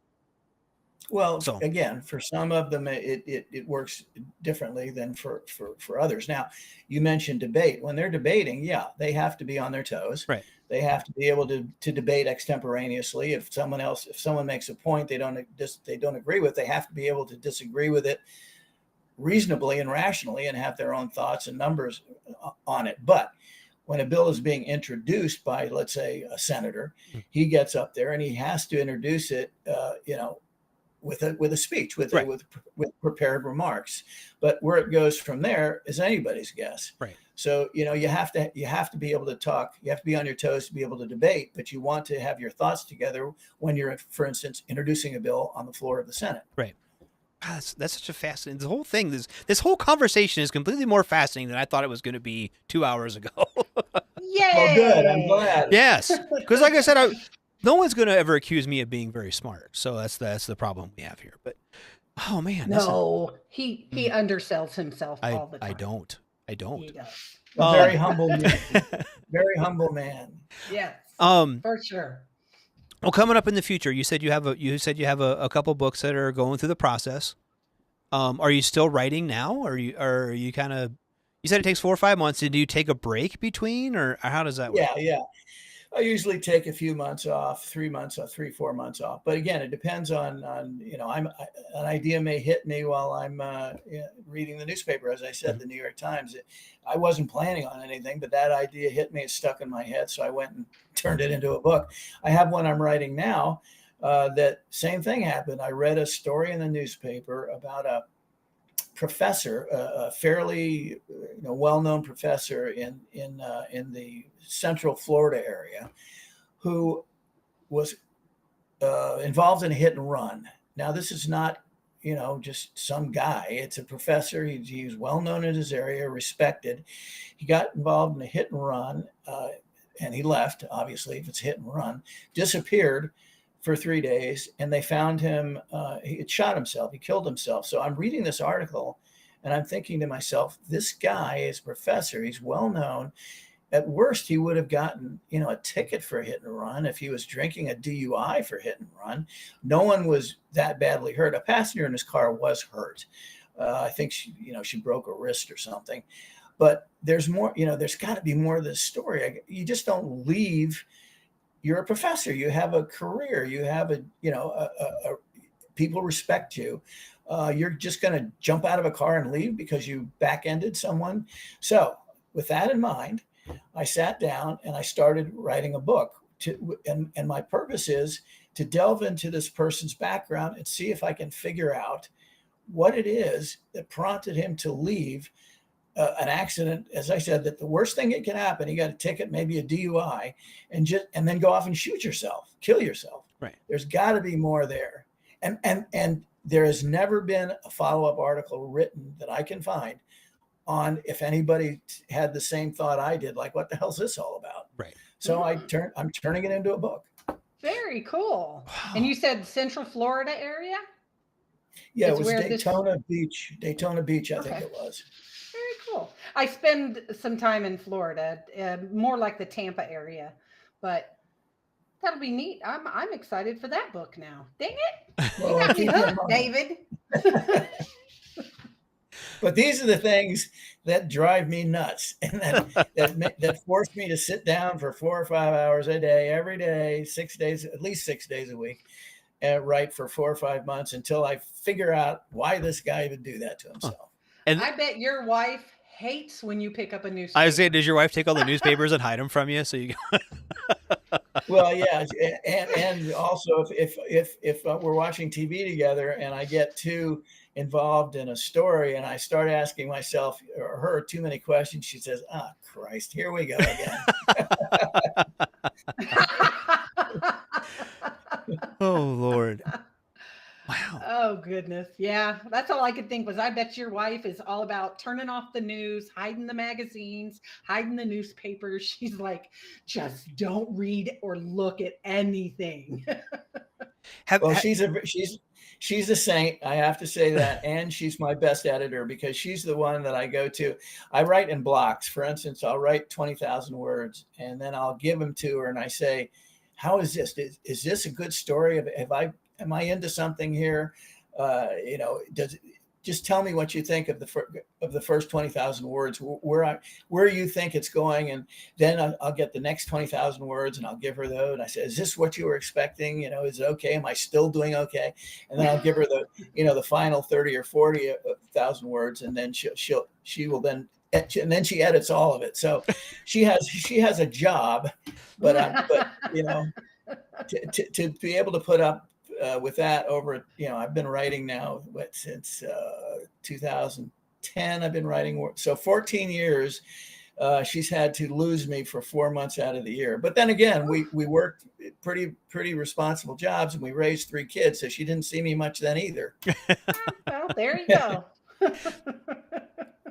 Does she give you a lot of input on it, or does she just kind of read it and kind of like you're talking about the editor process, kind of like, oh, this could use a little bit of work, or does she no, this character has to do this? How involved does she get in the process other than just a? Oh, she gets very involved. I mean, when I first started writing, I tended to be a little pedantic because of my speech writing background. Mm-hmm. Speech writing and writing a novel are two totally different things, especially when you're a political speechwriter, because sometimes you can get you get a little involved, over involved in the facts and the figures and all that sort of stuff. And you're writing for a public official, so you have to be correct and so on and so forth. But at the same time, obviously, you have to connect with your audience. That's all. That said, when I first started writing, I guess I tended to be a little pedantic. So I remember that my first 20,000 words, she said, "It sounds like a speech. You got to make these people real. You have to, they don't always talk in complete sentences. When you have a plot situation going, you don't explain it like you're explaining how a bill is passed in Congress. You have to make it more human." So that's Eviltown. So she changed that. I'd say the first half of that had to be completely rewritten because she called it my attention. So I had to go back and say, if a guy says, "I want to go to the bathroom," he can say, he can just say, "Look, give me a minute." Yeah. That kind of thing. You don't have to say every word. You don't have to explain every nuance.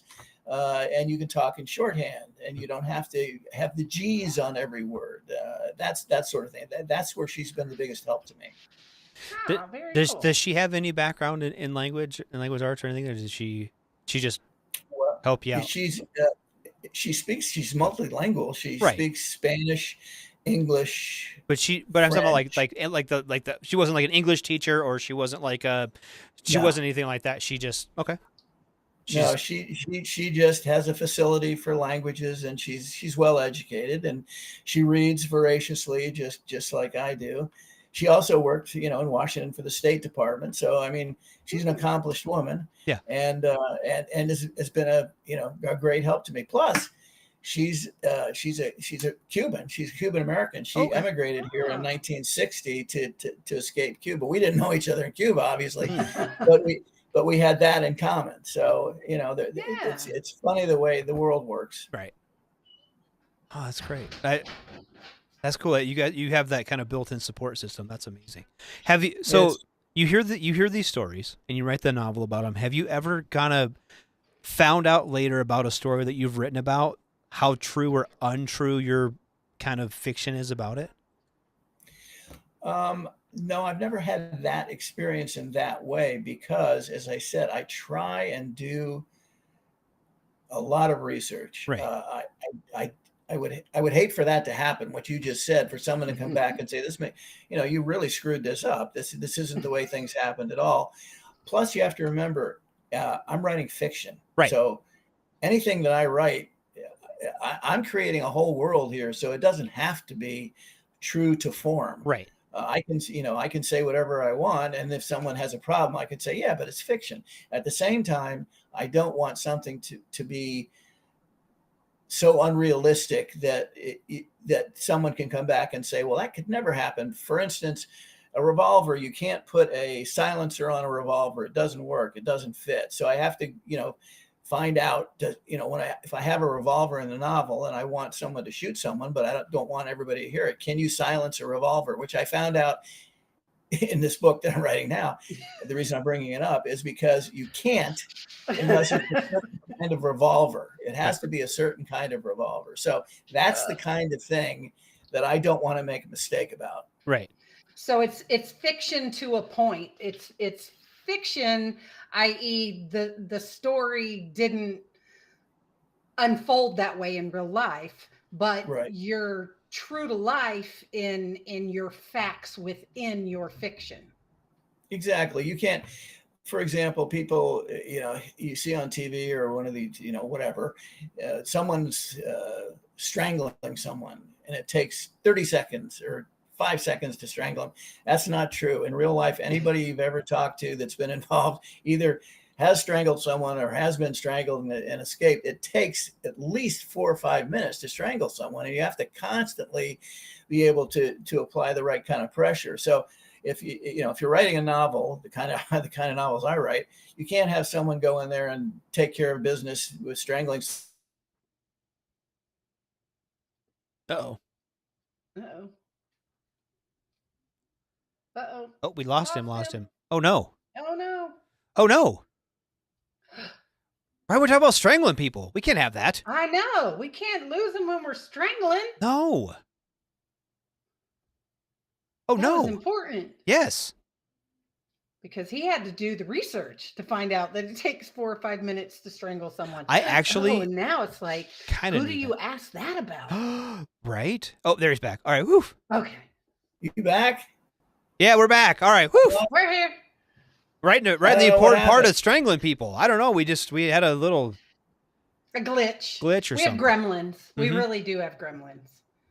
All right. I thought maybe I did something wrong, but anyway, No, so that's you're the kind of thing I try and be careful about. Okay. Oh, good. Um, Yeah. So that we were just saying while you were gone, that the type of research you have to do to find those kind of things out.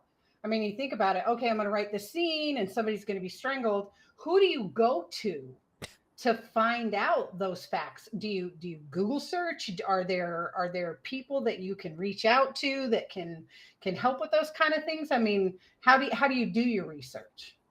And not sound crazy about it. Because, I mean, like, you could Yeah. ask anybody, like, how do you strangle somebody? Like, I feel like there's got to be a little bit of disconnect there to be like, hey. There's only No, certain you can people. actually you can Google almost anything. Oh, that's true. I mean, if you wrote out and if you Googled how long does it take to strangle someone, you can get an answer to that. Yeah. You probably get an agent knocking on your door, too. But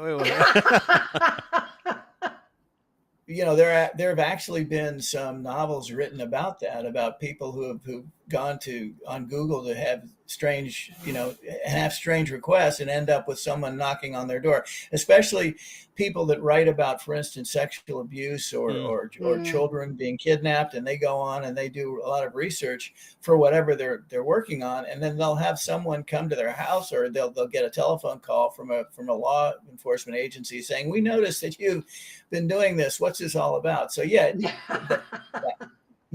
there is some truth to what you just said. Mm-hmm. Yeah. I thought so. I thought that would be something. It's like, oh, well, you know, somebody's always listening. Somebody's always looking. Yeah. So if you research something enough times, somebody's going to show up and be like, should we be worried about you, sir? David Cunningham asked, he said that Dean Koontz writes a lot of books about Orange County, where he's from. And he was wondering if you sometimes like take field trips to the area you're writing about to help set the tone, or like get local dialects or anything like that. Yes. Well, yes and no. There are instances. For instance, 2 or 3 of my novels are set in Las Vegas. So I did go out there a number of times to do research, and people always say, "Yeah, right, that's what you were doing in Las Vegas." But it is true, because in one of my novels I have, and a lot of people don't know this. There is a 200-mile tunnel system, subterranean tunnel system under the strip in Las Vegas, and people live in it. And so I discovered that there was such a place that existed, and I set one of my novels in Las Vegas, and for reasons, you know, I had a number of scenes in this tunnel. So I went out to Las Vegas and actually went into one of these tunnels, which was pretty stupid. It was kind of creepy. The people in there, well, you can imagine the kind of people that would live in a tunnel like that under the strip. And what they're used for. It doesn't rain a lot in that part of the country, but when it rains, it really rains. And previous to these tunnels, it would flood downtown Las Vegas. So they dug these tunnels so that when the water came off the mountains, it would go into these tunnels under the city and back out the other side. So that was the reason for the tunnels. Long-winded way of saying, yes, I do that. And I had various situations and settings in Las Vegas that I had to go to and visit so that I could describe them. Also, there's the current novel is set in New York. So I took a couple of trips to New York. It's set up in the upper east and west side of New York. So I had to go up there and do some looking around to make sure that I was doing the right thing. I had the right streets. They're meeting the right streets, not, one street from, somewhere in downtown New York, somehow winding up in uptown New York. So I did a lot of research in that. And another one of my books was set in the country of Suriname, which is a small country in South America. Now, I didn't visit Suriname, But the way I did my research for that, you're talking about how you do research. I found that that Suriname, a lot of people in Suriname, especially the government, has done a lot of videos of Suriname all over the country. There's a particular man who's a taxi driver. I know this sounds weird, but he's a taxi driver, and he's done a lot of videos of himself driving around the capital of Suriname, where my book was set. So I studied all those very carefully and double checked a lot of the things that he said. So that's the way I do my research. But answer your question, yes, I have visited some places. I don't visit others, but I do my research thoroughly enough, I think, finding ways to do it that someone is not going to say that's ridiculous. That, you've completely misrepresented how this city is set up. Right. Well, as you're reading that, or you're talking about that, like my wife listens to books on Audibles, and she made me listen to this part. This guy, I live in the West, where a good sized ranch is 100,000 acres, right? And it was set actually not too far from where we live, and that's the reason she downloaded the book. But they were like talking about this huge ranch the guy had, and it was 12 acres. I'm like, 12 acres is a yard. You know what I mean? That's not a huge ranch. He's lured some woman there because he's got this huge ranch, and she's astonished that he's got 12 acres. I'm like, man, 12 acres. Like, my wife's family owns $500,000 and leases another $500,000. Like, that's a ranch. It's like Yellowstone out here. It's not like. So I mean, that was kind of. I would hate to make a mistake like that. And that's what I try to avoid by doing the research that I do. And I'll call people up if I know someone that lives somewhere that I have set a plot point in the novel. I'll call them up and say, and I'll say, I'm going to send you, what I'm writing here, and you take a look at it and see how badly I've screwed up or if it's okay. Right. And I assume you have like buddies who are experts in firearms or, the military or whatever. Through 30 years in the government and everything else, you probably know a guy who knows guns. You probably know a guy who knows this stuff, and so you can kind of do that stuff too. And just the other night here at the house, we were talking to a woman who was a FBI forensics and another that was FBI psychology. So yes, I do have friends, and I have them read the book, and I will talk to them. Say, this is what I hope to accomplish, or this is what I want to write about, and they'll talk me down if I'm making a mistake, but at the same time, if they will help me with my writing. So yes, to answer your question, I do have people I can go to and read the book. Very cool. If you had to pick only one book that you'd recommend to a book that you've written to somebody, which one would you recommend?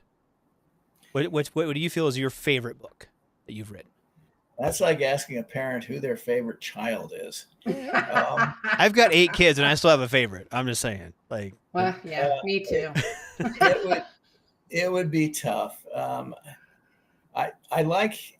This is going to sound like I'm selling this because we're here talking about it, but I do like Mapping the Night. I think it's a good book. My wife's favorite is a book called Little Wars. It's always been her favorite. And what it is, it's set in the last 3 days of World War II. And a farmer out there and his family are killed. The whole family is murdered. And the sheriff there has to figure out what is going on because the life force for this town has been a cannery that was opened up to produce meals ready to eat for the army during World War II. That's what saved them from the Dust Bowl.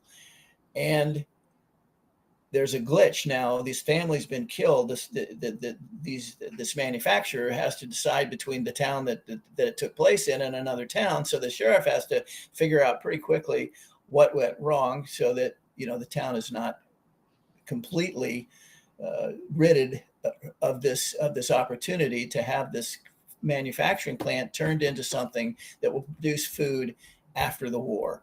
So that's the plot line, and that's the one that my wife is crazy about. So I'll say Mapping the Night simply because she likes it the most. All right. No, not I'm sorry, Little Wars. Little Wars. That's the All one. right. The one I like. Little Wars is the one she likes. Great. Oh, very cool. Well, that's fantastic.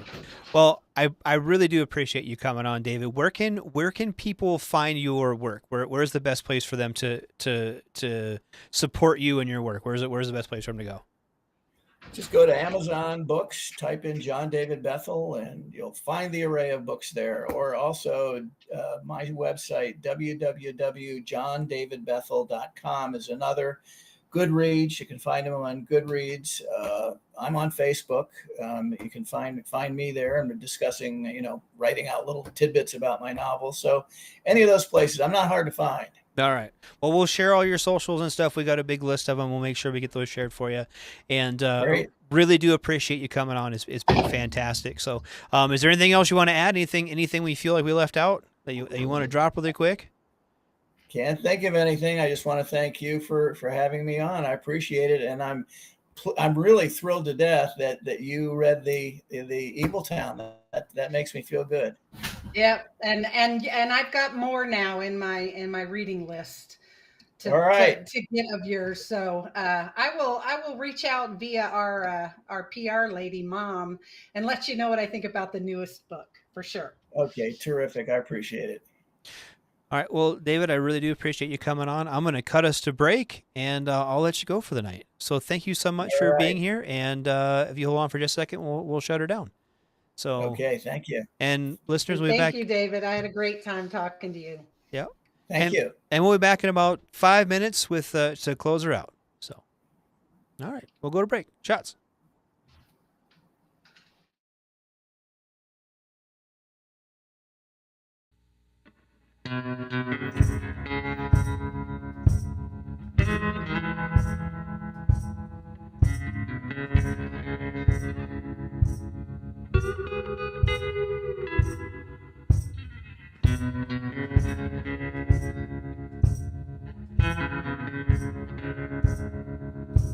I come from a lifetime of hard labor and dirty hands. Holes in the soles of both of my boots and grease stains on my pants. I never laid eyes on a silver spoon, Lord, I never had a glance. It ain't a high-class living, got my weed and ribbon, so I really don't give a damn. But when it comes to the hard times, yeah, buddy, I've seen them all. Well, I've spent my nights in some busted dives, drank a river of alcohol. And I've broken my back harvest time, working 90-hour weeks. Well, I ain't a rich man, I ain't no rich man, but damn, I wanna be.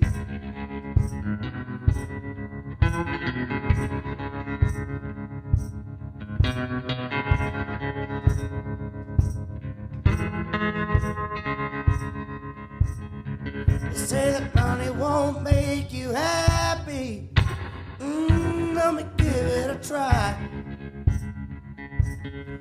'Cause I've been working like a dog in the summer heat, going broke on overtime. Oh, I sing my song for the working folk. Go on and raise your beer with me. Sing, I ain't a rich man, I ain't no rich man, but damn, I wanna be.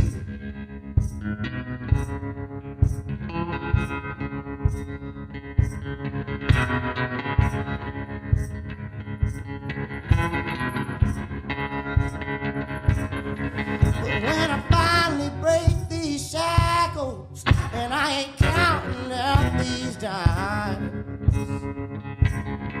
when I can play my songs all night long and leave this job behind, you can bet you can find me grinning on the day I'm finally free. singing I ain't a rich man. I ain't no rich man, but damn, I wanna be.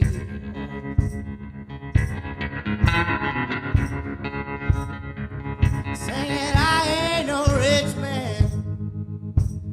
I ain't no rich man, but damn, I wanna be.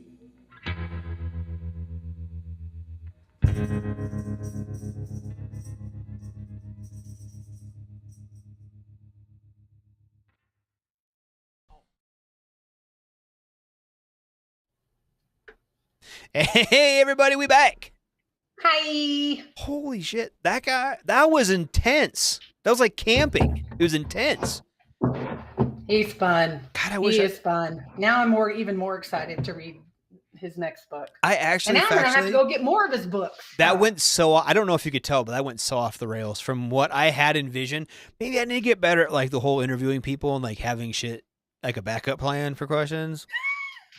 Because it went well though. It went fine. It went fine because you were here. Could you imagine that? Just because you're like, I'll dip and you can just do it. Like, no, I'm half stupid and 3/4 retarded, and this guy's a genius. Like, there's no way. He's a genius. There is absolutely no way I could sit down and write a novel just from like, I'm gonna hear this tidbit of a story and read a story in the New York Times and be captivated enough by it to like do the research and do all the backstory and learn as much as you can about all of the things and then write a book about it. Like, there's no way. I'm not. I wasn't joking. My sister-in-law, she's a published writer. Yeah. She writes under the name Bev Oz, I believe. Brenna Zinn. That's her writing name, Brenna Zinn. Good. David said he learned a lot about writing books. That's good. Have David Cunningham, have you thought about doing any writing yourself? I think David Cunningham should write about his time in the service. I bet that would be cool. Right. He did 30 bazillion years. He did. And and he's also an intelligent person. I think he could write a pretty good book about it. I could not. No, sir. Have you just try it? Maybe. Because here's the thing, this is what threw me was like, I really thought, and the few people that I've talked to that have written anything of any substance, and that's basically college professors, right? Mm-hmm.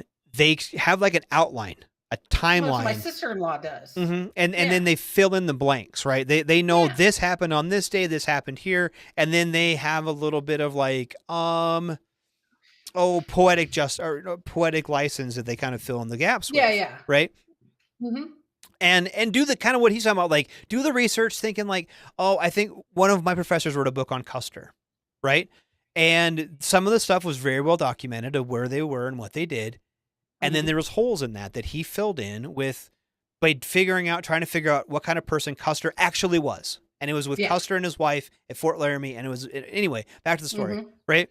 So like, that's kind of how I just figured everyone did it. Not just sit down at your computer or your keyboard or whatever he's on. It's be like, I read a story in the New York Times about this guy who committed suicide, and then write a whole ass novel and like let his brain kind of flow and do all organically. Like, I have a hard enough time doing this show for 2 hours just organically. You know what I mean? And go on tangents between like, I don't know, fucking baseball on steroids to, could you imagine to be Amish. like the Amish to fucking, this could be like, if I did that, it would be just like, I would just call it like a Jake's story, a fucking chronicle of his ADD, and then publish it. That'd be all it would be. Like, I couldn't do that. So that's amazing to me. And like, I don't know, like, it is pretty stinking cool. Yes, I'm actually flabbergasted. And I really, and I know we talked before the show, like, I'm not a reader. I'm not smart. And when we would do the stuff, like, I used to plow snow, right? When I was a plow truck driver, I would drive for 8 to 10 to 12 hours a day. And I would listen to audiobooks and I would listen to podcasts. And that's how I got started in all this. And I've told this story several times about how I got started on here. And I never, like, I was just driving, plowing snow. You're driving 15, 20, 25 miles an hour down the road, watching it go off, right? And like, so I could do I could listen to a book and stay concentrated on it. But now, like, I'm doing things and I listen to, through my hearing aids that are Bluetooth, right? So I listen to YouTube, or I do a lot of news stuff because news is kind of whatever, and you don't miss it. If you're listening to an audio book and you miss a part, if you miss a 15-minute part, it fucks up the whole book, right? Yeah. If I'm fucking with plants and I miss a few minutes of this podcast on Ukraine, I'm not out anything. You know what I mean? Yeah, exactly. So I couldn't imagine like being so into something where it just like you said, for like 5-6 months, and it's a story like I get, like when you read a book, you get invested in it. But when you're writing the book and you don't know how it's going to end, and you're like, God, I wonder what happens tomorrow. Like, it's your story. What do you mean? I wonder what this guy's going to do next. Like that just blew my. If you're writing it, that blew my mind. You know what I mean? Yeah. Like, and then there's crazy. a lot going on in that man's brain. And it's impressive to me that he can take those and those ideas and piece them together and string them together enough that it works. That's great. That's crazy. Yeah. Yeah. So, God, I wish I was smart. Someday I would be. Someday I'll be You are smart. smart. You're just not write a book smart. I'm not. There's a big spectrum of people and their intelligence. I could not put together that track vehicle that you built and make it look as cool as that. That is your smarts. But it's not smart. It's repetitive. It's repetitive. It's smart. I could not do that. You know what it is? You know what it actually factually is just taking it's removing my smart. It's removing my brain. It's turning my brain off and making me have to like concentrate on a very small detail and focus on that. And that is honestly probably the last 3 or 4 months of my shit job has what's kept me sane. Oh, well, there you go. So yeah, it's one of the few things that I like. I mean, okay, I love my wife. I love my kids. I love my dogs. I love doing this. Mm-hmm. But sometimes you need an outlet, and that's your outlet. And that's kind of been, it has been my outlet. And I feel badly because like, I think it's been too, because my wife's been so laid up. So we haven't been able to like go do stuff. You know what I mean? Yeah, because she had the shoulder surgery. And then like she's been back to work, and that's kind of taken a lot out of her too. Like we can't like, you know what I mean? And you guys have been doing a lot end of the school year, with the sports, the graduating child, and all this stuff. So it's good that you've got that outlet. God, it'd be nice. Is this sad for me to think that I kind of hope? I can't wait for school to start again. No. I have a 13-year-old that lives in my house. I am right there with you. Right. I cannot wait for school to start again. I have patience. I have a little bit. I don't have much though, David. I wish I had more. Now, okay, what I will say this about, I love my kids. I do. But it kind of feels as of late, they're fucking, I wish I just go to school or go do something because they're more work when I come home. Okay. Yesterday. And we have said, Anna said words to the girls, the older girls, like, hey, if you're going to ask go do something, you got to, what did you do to help out around the house today? Yeah. Right? Yeah. Because like basically they do 2 hours worth of something and then they come home and fucking lay in their bed all day. Shit ain't fucking flying no more, right? Mm-hmm. I came home yesterday to like 2 puddles of dog pee and some turds in the corner, right? So I'm like, what the fuck? So I worked 9 hours yesterday. I come home, clean up fucking after the dogs, right? And then I'm getting ready to cook dinner and I look over, there's another fucking puddle of piss. And I was like, these fucking dogs even go outside today? Like, they'll pee outside. I've seen them do it.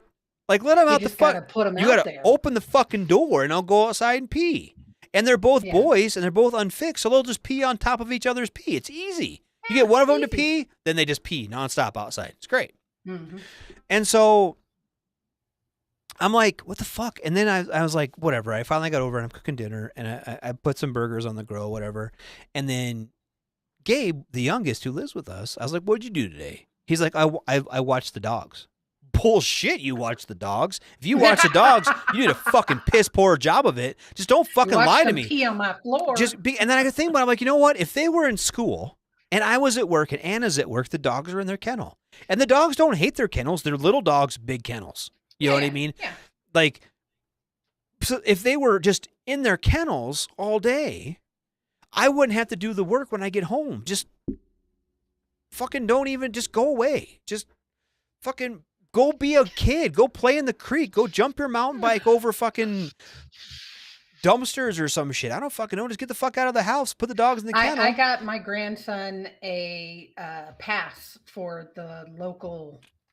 It's a gym, whatever, but it's not a normal gym. It's like the YMCA on steroids. Okay, and they have a swimming pool, and they have like little inner tube floaty things, whatever. Yep. I got him that because of the exact same reason. Because if he's at home, he won't put the dogs out. He'll just sit there and then let the dogs pee wherever they want to pee. Right. But if he has this, he's leaving the house and he's going and doing something, and the dogs are fine because they're used to me being at work and him being at school. So, Yep, David. So I feel you. I agree. As a kid, our chores had to be done before he asked for anything, and I'm getting there. Yeah. Well, let's see. We paid. What was it like? It was only like $150, whatever, for the water park, which is like 3 blocks away. Gabe can ride his bicycle over there. Jonah didn't want to go. Jonah's going to be a freshman next year, so he's in that. The water park's not as cool anymore. His buddies don't go. His buddies have jobs. He wants a job, and I was like, okay, then fucking apply for jobs. And he's kind of looked at me like I was fucking retarded. Like, if you want a job, like people aren't going to come to our house and be like, hey, Jonah, do you want a job? No. You have to put an application. I was like, fine. So by this time next week, or by the end of the week, you need to put in 3 applications. 3. That's how good at counting I am. It's like me complaining that I'm single, but I never go anywhere to meet anybody. Right? They're just gonna come on. Hey, Taryn, what's up? You want to come? They're gonna show up at my door one day and be like, "Hey, baby, how you doing?" And right. I'm like, that's the way it should happen. Right. Because I ain't going nowhere.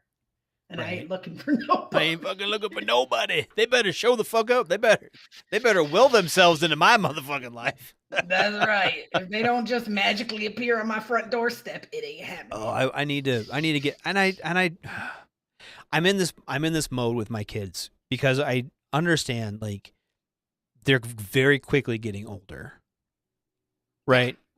And so like I said, Rachel's going, I'm taking her to college tomorrow for her, not NDoc. What the fuck is it called? Orientation.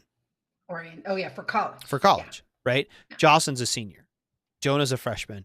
Gabe's going to be a 7th grader. And it seems like fucking yesterday that Rachel was a 7th grader. You know what I mean? And it's just like bam, bam, bam. You know what it's like? You know exactly what it's like. How fast that that's fucking 5 years is gone. 6 years is gone. And so like, I'm trying not to be a giant dick about it and be like, hey, you guys got to fucking pick your shit up. But I was just like honestly, like yesterday, Jonah's buddy came over, right? And was like, you need to clean your room. It's a fucking pigsty. I've been fucking saying that shit for years. And they worked on it. And honestly, looked like a fucking barracks room. That clean. Everything was fucking, everything had a place. Everything was organized. All of it. He went through his fucking drawers, pulled out like 3 big garbage bags full of clothes. Yes, because his buddy said you live like a slob. I've been saying that for years. Yeah, they don't care. They don't give a shit when mom or dad says it. When we speak, it's just for our own purposes. Right, but when there to hear when his buddy embarrasses him, that's when it's a fucking then it's an issue. I need to invite some of my grandsons over so they can embarrass him. Yep, 13. He's 14. Yep, you got to get that 14-year-old. If he's 13, you got to get someone who's a little bit older, a little bit more refined. Yep. What's up, Mom? Mm-hmm. Hello. What's up? Oh, what's up? But yeah, I don't know. I love them, and I want them to grow into adults. It's just they're at that fucking stage where it's like they're just frustrating. Yeah, I get it. Like the baby on board sign for your minivan, you need a I'm single sign for your back windows. Right? Yeah. Then they can just start hitting on me. Yep. They'd be like, hey, single lady in the Trailblazer. I saw your car. Yeah. And you got a pretty sweet ride though. You can pull it off. Be all right. Yeah. Oh. So anyway, so it's a little after 8 my time. And my bladder's about this big now, so we should probably wrap her up. You hurried up. You want me to? We've got some guests coming up. Tell us about the guests coming up. What we got for guests coming up? Thursday. There is a guest, Jack Donna. Jack will be talking about Steve Slayton and running for office, and is a solid case of stolen valor. Was some guy running for office? Is the case stolen? Steve Slayton running for office. I don't. And I believe he must. There be a case for stolen valor, but not our guest. Oh, the guest is talking. Okay. Is talking about. The gentleman. Okay. Okay. And then there's a guest on Monday. The guest on Monday is Marshall Tarrin. Oh, look. Like my name, but different. Spelled Errin. And yeah, that's all I have on that person. And then Tuesday, he's got a guest, and I'm probably going to butcher this. I believe it's Terilyn Rothery. And of course, it's on pop culture, so it's probably somebody super, super cool. Way cool. Vancouver native, always knew she wanted to be an entertainer. She began her career as a dancer at the age of 13, where apparently she was in her first musical, Bye Bye Birdie. She's currently, over the years, been in Stargate SG-1, The Outer Limits, The X-Files, First Wave, Masterminds, and starred with Patrick Stewart in Mr. Rice's Secret. So she's got quite a little list on IMDb. So she will be on Tuesday's show. That's awesome. Yeah. And we don't have anybody next week. I hope not. So I'll let you guys kind of know what's going on. We've talked about this a little bit, and we'll bring it up as we're getting closer. Hopefully Mom's still listening, but I may not be able to do Wednesdays moving forward. And so we may look at moving the show around a little bit. TZ and I have talked a little bit offline. I will know more probably next week. So by this time next week, I will know more about what's going on in my life. And then you people will know more. You guys will know, not quite as quick as I know, but because there are people that are going to know a little bit faster than me, but that's all right. It's a surprise. Why do I have 2 restreams open? I don't know. I don't either. Mm. But we will cross that bridge when we get there. Yes. And I will keep you guys up to date on stuff. And so I wanted to let you guys know kind of what's going on. So if just a heads up to the heads up. Yep. I really enjoy this. I enjoy doing the radio, and I don't want to have to quit for a stupid job. So I blame you. I don't blame you at all. We have options. If for some reason I have to work on Wednesday nights, we can move things around. But sure. we will figure it out, and I'll let you guys know as we move closer. But anyway, so let me look at my calendar here. So we should be here next week, right? Mm-hmm. Next week is the 26th. July 3rd, the week after. Yes. Are we going to be here? Do you have plans for 4th of July? I don't have go out of town plans. No, I will be here. Okay. I'm going out of town the weekend before that because that's my birthday weekend. Yes. So I will be out of town, but I will be here. It's up to you if we do a Wednesday, the 3rd show. Let me talk to my better half. All right. And we'll see. Because I think that but I need to look. Definitely next week we'll be here. I'm kind of curious because I think with it being on a Thursday, the 4th of July. The 4th of July, because the way we do things out here is some towns do things on like the 3rd, some towns do things on the 4th. So that way, if you play your cards right, you can actually go to like 4 fireworks shows that week. You know what I mean? Good thinking. He's got a map out. You can go to all the parades. We'll be here and here and here, and then on Thursday we'll be here and here. Mm-hmm. And you can do all the parades, and everyone's got B1s that fly over. Yeah. So how much fun? Yeah. So you can get your teeth rattled for 30 seconds once a year. So anyway, but I'm just saying, like, so I don't know. I don't want to make plans if my wife has plans. But we'll talk about it. Let me get a hold of her, and we'll see know what's going next on. week. I will put the no show in. If we are going to have a no show, I will put it in probably like by the end of the weekend. So, anyway, thanks, David. Semper Fi, thanks for being here, buddy. And I hope all is well for you. Same with you, Holly. Thanks for being here. Definitely try that on Mini Elon, because that will, peer pressure is way more pressure than we could ever give. So For sure. I'm trying to think of, I thought I played, so I messed up our songs. Uh-oh. And I don't know where I think we can still play Turnpike Troubadours, because wrong song. Oh, by the way, our past guests. Yes. Well, he isn't our guest yet. Some music that you played that was a buddy of mine, Wayne Whedon. Yes. And I had you play some of his music. Yeah. Well, if anybody would like to know a little update, he actually has his first single out streaming now. What? Yeah. And so now that he's recording and he's getting an actual album, I think we might have to have old Wayne Whedon here on the show. That was Come and Take It, right? Was that the song? Yeah. Oh, yeah. We played that earlier. Pretty sure about it. So he's going to have more music soon for us. So yeah, he's actually got some out there, and he's been in the studio recording, and he's been doing some live gigs. And so, yeah, he's been doing really great. Nice. That's awesome. Yeah. Well, I think I'm going to put us out on Turnpike Troubadours, Southeastern Sun. It's one of my favorite songs. So it's a good one to end on. I like that. So I appreciate everyone for hanging out. I appreciate our guest, Dave. Thank you so much for coming on.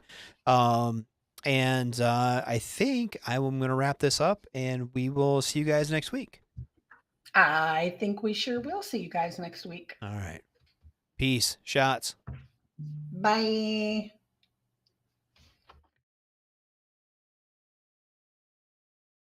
Everything stated on WTF Nation Radio is to be considered the opinion of the person that stated it, and not an official representation of WTF Nation Radio or U.S. Army WTF Moments. Price does not include tax, title, or license. Some assembly required. Each item sold separately. Batteries not included. Objects in mirror are closer than they appear. If conditions persist, contact a physician. Individual results may vary. Keep out of the reach of children. Avoid prolonged exposure to direct sunlight. Keep in a cool, dark place. And please enjoy the show. Shots.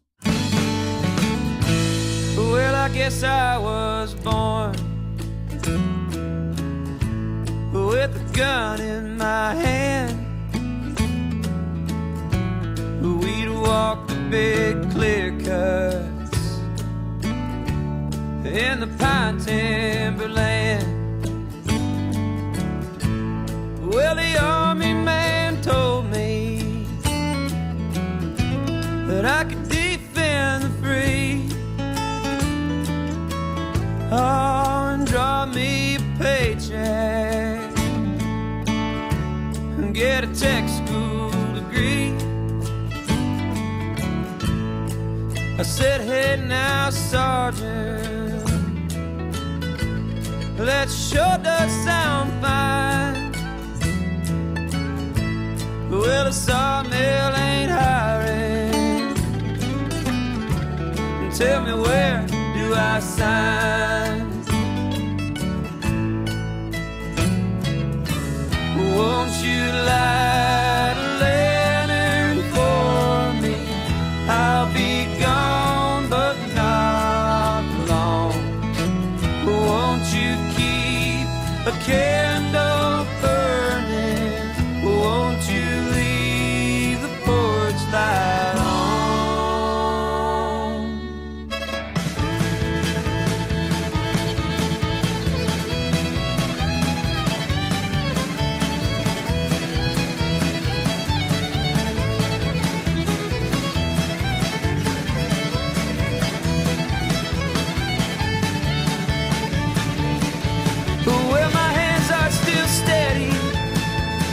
And they still hold a gun, and it's the suit of a soldier for your southeastern son. Well, tell Mom not to worry, if she's taking it hard. Never thought I'd see action back when I joined the Guard. Well,